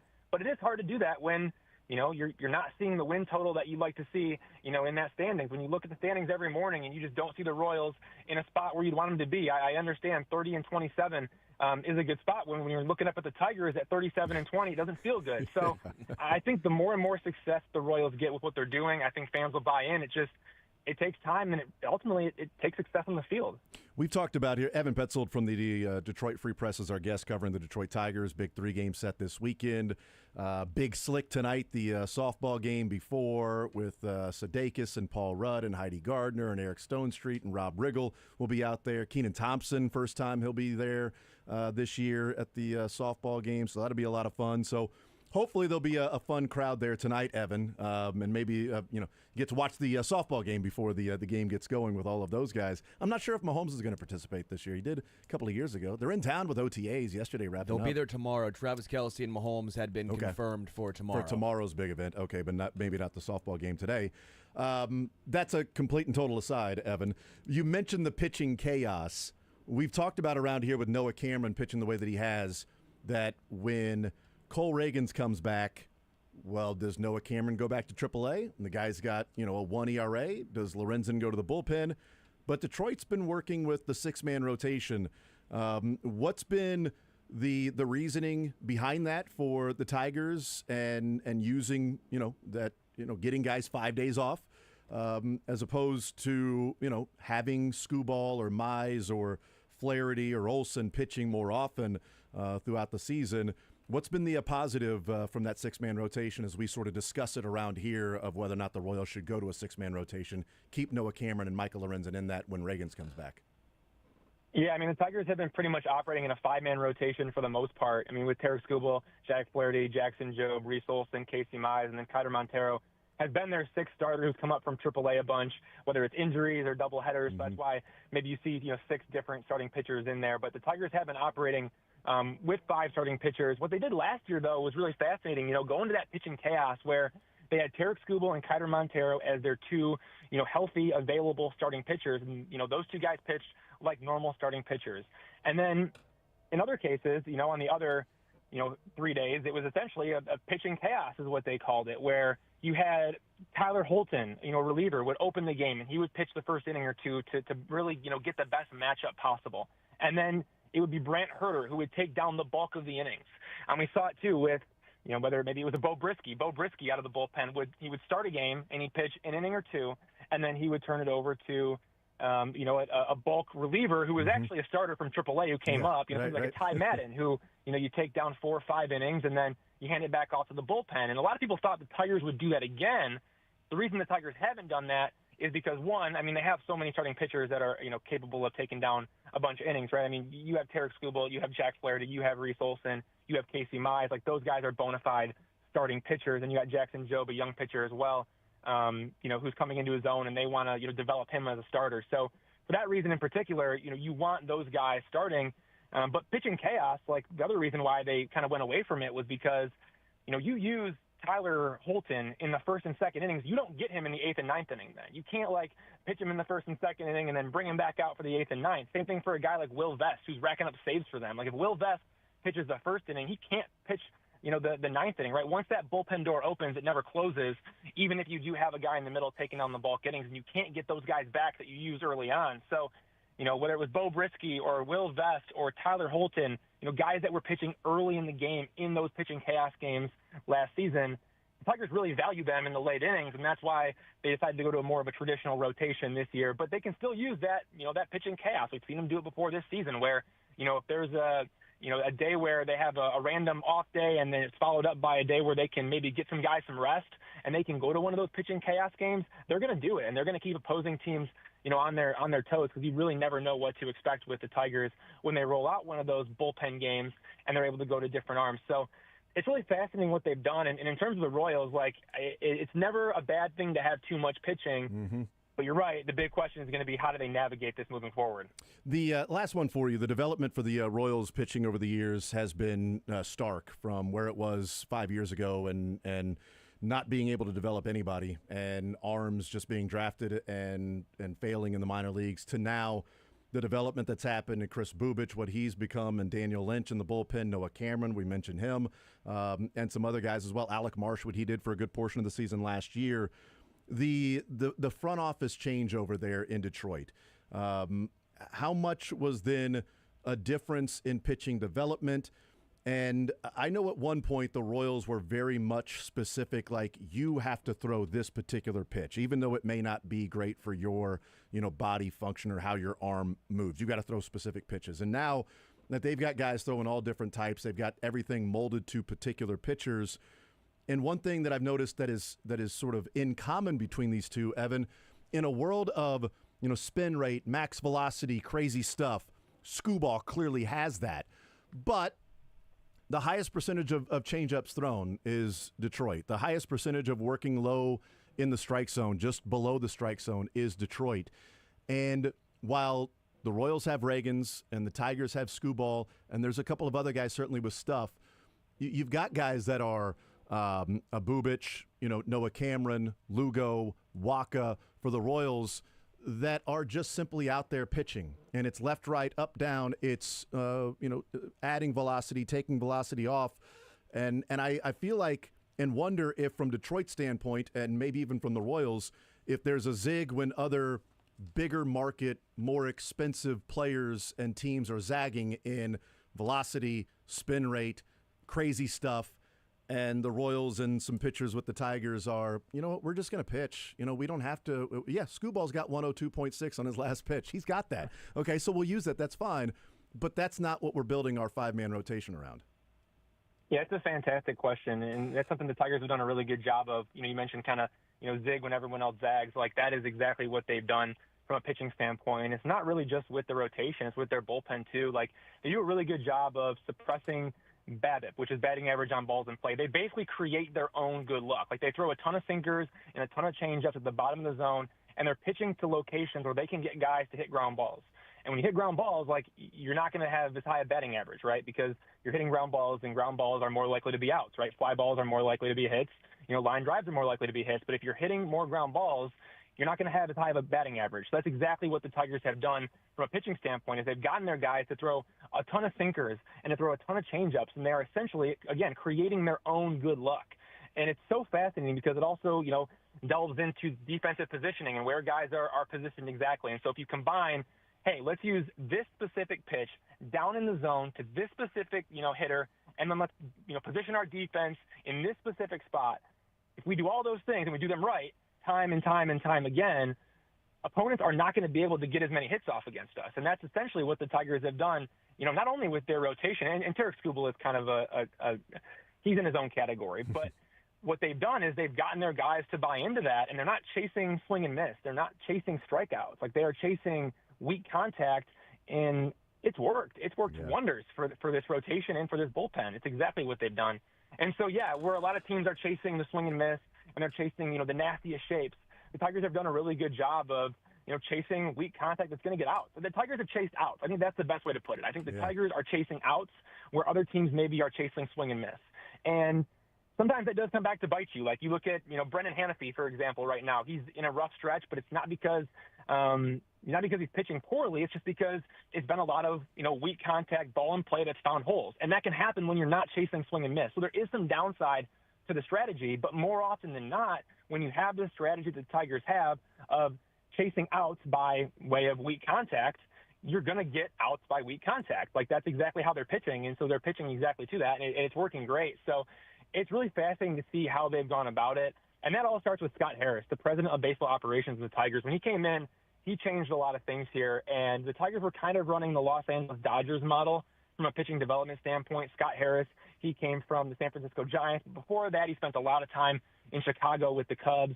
And so he kind of brings over the Chicago Cubs model, but then he kind of has, evolved that into his own Scott Harris model of pitching. He's a pitching genius. And, a huge hat tip to him for what the Tigers have done. Like, they would not be throwing sinkers and changeups and, suppressing BABIP the way that they are if it wasn't for Scott Harris and his plan for this pitching staff. And they're deep. They roll really, really deep. It, doesn't matter who they call up, the guys deliver. Like, you go back and you look at what they did last year. I mean, it was Brant Herter and it was Ty Madden. I mean, it was guys that had 9 ERAs at the AAA level would come up to the big leagues, and they'd start working with, pitching coach Chris Fetter and an assistant pitching coach Robin Lund and, another assistant pitching coach in Juan Nieves. Work with those guys, and you start to see suddenly, these guys are sub-2 ERA guys, and it's just like, whoa, where did this come from? And it's because of what the Tigers are having him do. And, again, the players are bought into it, right? And a lot of that is because they're young. They're not knocking on the door of free agency where swing and miss is going to get you paid. That's not where these guys are at in their careers right now. They're at a point in their careers where all they want is an opportunity to pitch in the big leagues. And so when you have an opportunity to pitch in the big leagues, you're going to do whatever the team asks you to do so you can stick around. Mm-hmm. And that's where these guys are at. I mean, you look at, some of these younger players, and that's exactly why it's worked so well from them. There's no egos in the team, position player or pitchers, and everyone is pretty much bought into doing whatever the team wants them to do. And so far, it's really been paying off. It's been pretty amazing to watch, and what's even better about it is the Tigers are showing absolutely no signs of slowing down. Yeah, that was the big thing. It's like, hey, are they going to be able to keep it going? And they've kept it going, and they're steamrolling right on. Yeah, unfortunately, Evan, that's the case. No, Evan, thank you so much for the time. Really appreciate it. Enjoyed the conversation. And look, it's frustrating from this side, watching the Tigers do that, but it's also an appreciation of how they've done it. that they didn't just go out and buy a bunch of free agents, that this has been, sort of the ground-up, organic way of building a ball club, what we've seen the Royals, do as well. So I certainly appreciate it, and should be a fun series these next few days. Thank you so much for joining us, man. Yeah, thank you for having me. Absolutely. There's Evan Petzold, Detroit Free Press. Great stuff from him. The Detroit Tigers, great stuff from them as well. I mean, look, they sold last year, and then they just turn out to be the best team in baseball. And, we discussed it in the first hour that, the annoyance of just guys continuing to come through. And I guess, when I mentioned the six-man rotation, it wouldn't be in the truest sense to where when we talk about a six-man rotation, it would be Reagans, Lugo, Waka, Bubic, Lorenzen, and then Noah Cameron. Their six-man rotation is not six-man rotation, but guys getting 5 days rest, where it's Skubal, Flaherty, Job, Olsen, Mize, and then a combination of Montero, Holton, Herter, and Gunther. Those guys all combined have made 8 starts. KZ Mize has made 8 starts. Olsen has made 9, Job 10, Flaherty and Skubal 11. So they don't have the traditional, what would be almost an opener. 6 specific guys that go, but they have used their depth to allow 5 days rest in between starts as opposed to traditional 4. They've just done it a little different, and it's not the total pitching chaos that we saw last year when it was just bullpen this, bullpen that, Skubal here, bullpen. It was just, craziness.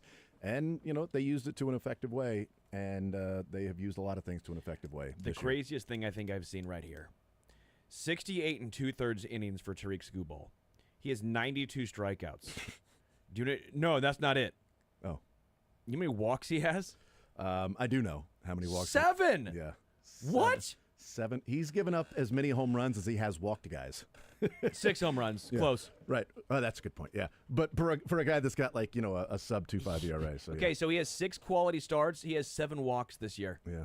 He's got the complete game shutout too. That might be the most insane thing I have seen. Actually, the most insane thing is that he has a complete game shutout. That doesn't happen in baseball anymore. And his final pitch was 102. We'll take a timeout. We'll come back, continue rolling. More Zone next.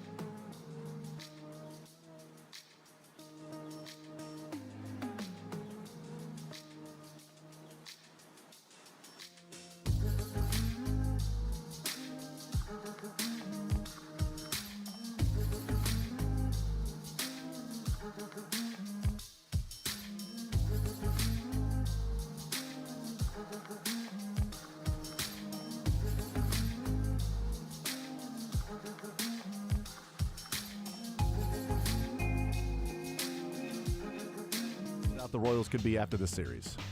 That's the score tonight. That would be great with the Royals on top. Let's go, Lugo. Let's go shove, man. Last night, the New York Knicks staved off elimination.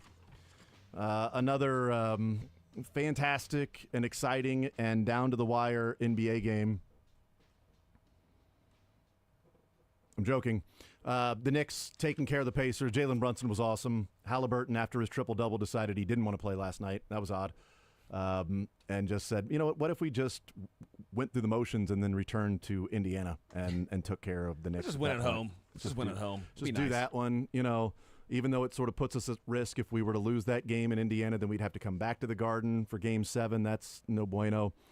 Pascal Siakam, post-game, meeting with the media, and, he had a fantastic game a couple of games ago. He went 5 of 13 last night, 15 points. Halliburton takes only 7 field goal attempts. Random. It'd be different if he had 15 assists or something. But here's Pascal Siakam and interaction with Greg Doyle after the game was over about how the Pacers played. They played harder than us, I think. I think they played harder than us. Loose balls, rebounds, all that. We got to be able to win that battle. Pascal, can you make sense of it for those of us who don't play this game at this level? What was a mistake, and you're saying they played harder than you guys. You didn't fight them hard enough. How is that possible? What do you mean? How is it possible to not fight hard enough in game? What are you talking about? They played harder than us. It's okay. We played hard, but they played harder. What's your point? I don't get it. My point is, you're saying you guys got outfought, and I'm saying that happens in a game, though. That's basketball. In game 5, we didn't play. You're good? You're good, bro? You're looking for something, I know, but damn. No, but I'm telling you, though. I told you. What else you want me to tell you? I want you to tell me how. That's all I'm asking. Well, what about you telling me? So go ahead. Who's this guy? Who's this guy? What's your name, bro? Greg Doyle with the Indy Star. Oh. Good? Oh. You guys have a good night? You have a good night, too, bro. Couple things there.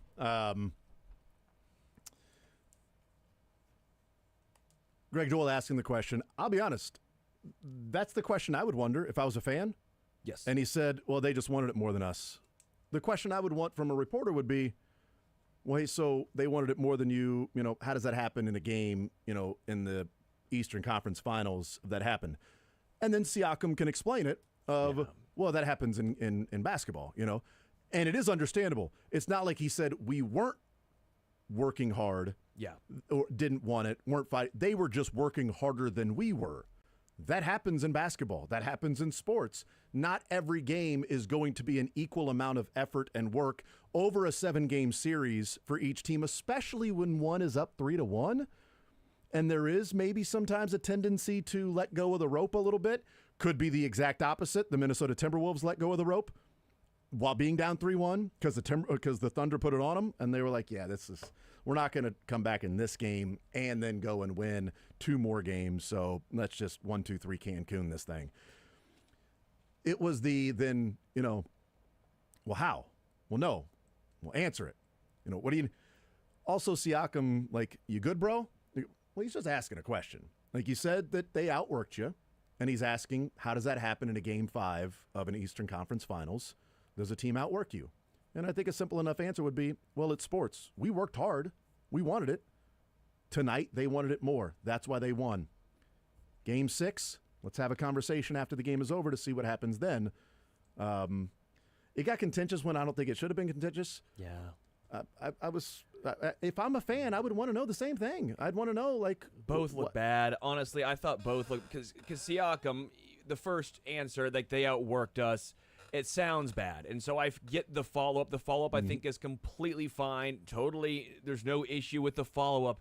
But it was the almost constant pestering Well, no, of tell me how. a child saying, why? Tell me how. Because the sky's blue. Why? But also, if Siakam was like, well, why don't you say it? Well, nobody cares what I think. You're up there asking. Yes. Like, I'll write about it here in a little bit with the Indy Star, and Doyle has had his issues there, especially with the Caitlin Clark press conference. I mean, that didn't, serve him well there. It just seems like both didn't look good, handle it maybe as well as they should have. I get where he's coming from, especially with the first follow-up, completely fine. It's just the perpetual follow-ups of he's clearly not going to give you what you exactly want him to say. So at that point, you got to move on. You just saying why, though, clearly you're digging for your specific answer, and he's not going to give it to you, so you move on. That happens. And Siakam, I get, but also what is he supposed to do when this dude keeps asking the same thing? Karl Anthony Towns keeps doing the same thing, which is committing dumb fouls and getting put on the bench. After the game was over, on the set with the crew, here's Charles Barkley confronting Karl Anthony Towns about said fouls. Well, I got to say something now. I got to criticize you. Yeah, man, why do you be getting them dumb fouls? I was going to ask the same question. Why do you do that? God only knows. I mean, because, when you got your fourth foul, they took you out. They made a run. Yeah. You got to stop doing that. I got to do a much better job. Yes. I got to do a much better job. You can get fouls, but a couple, like the other day when you just grabbed somebody by the wrist. Oh, yeah. Okay. Or you talking about last game or this game? Last game. Every game. Oh, you talking about the one with the pick and roll and Smith? Yeah, you just grabbed his arm. Yeah. But you can't be getting those fouls. I can't. You ain't wrong. You ain't wrong. I hurts our team. I do love which game, Shaq? Every game. I was gonna ask the same thing, Chuck. Hey, it's a good question, Chuck. Hey, what about New York, Chuck? Dumb fouls, man. Stop getting dumb fouls. What else about Galveston, Chuck? So that was last night. Mike Vrabel speaking in New England at OTAs for the Patriots. Stephon Diggs was seen on video on a boat with a pink substance that he pulled out of somewhere with a few ladies around him, opens up whatever case or whatever, shows the pink substance to the ladies and says, don't take all of it. Go have some fun and then come find me later. Now, people can come to their own conclusion as to what the pink substance is and what may be popular right now with said colored thingies. But here's Mike Vrabel yesterday in his press conference about the video of Stephon Diggs on a boat. Stephon Diggs has gotten a lot of traction in the last 24 hours or so. He's on a boat having a good time, but the question comes in as to a certain substance that people are guessing what is and isn't. Is this something that the team has to look into? Well, it's something that we're aware of, and obviously we want to make great decisions on and off the field. And we're hoping that with our time here on the field today, and that when we don't have a script and we're on the call-up periods, that we're making great decisions. And so the message will be the same for all our players, that we're trying to make great decisions, and any conversations that I've had with Stephon will remain between him and I and the club. Have you talked to him since the video? I talk to our players every single day, the ones that are here and the ones that aren't. Are you expecting him to practice today, Mike? Not if he's not here. So he's not here. You guys will find out in a minute. But no, again. He was here last week, according to a video. Everything that we're going to do, Karen, is we're going to coach the guys that show up at 8. The ones that say, hey, I got a situation, we'll be here at 8:05. We'll coach those as well. This is a voluntary part of our off-season program. And every player that's not here, which there aren't many, have been in communication with me and their position coaches. I was just going to ask, based on what you've seen from the times he's been around, how would you say he's progressing? Again, the timelines and the prognosis and everything again, we're working hard to get him back and to be ready to go. But, when he's here, we'll coach him and we'll have everything ready to go. So there you go. We're aware of it, and we want to make good decisions on and off the field. Long for way these from players. And then it was a great though. Like, is he practice or whatever? Well, if he's here, he'll practice. If he's not, is he here? Well, I don't know. We'll have to find out. But no, he's not. No, he's not here. I wonder if this is what he was allegedly. Maybe it's speaking again allegedly, of course. If he was this what he was on when he would watch the Chiefs beat them in the playoffs. Maybe I don't know. He'd sit and watch confetti. Or maybe that's why he was catches. sitting there. Maybe not. Maybe that's why he was like, "Ooh, I'm not sure. Pretty confetti." I'm not sure. Don't take all of it. Go have some fun. Come back, find me later.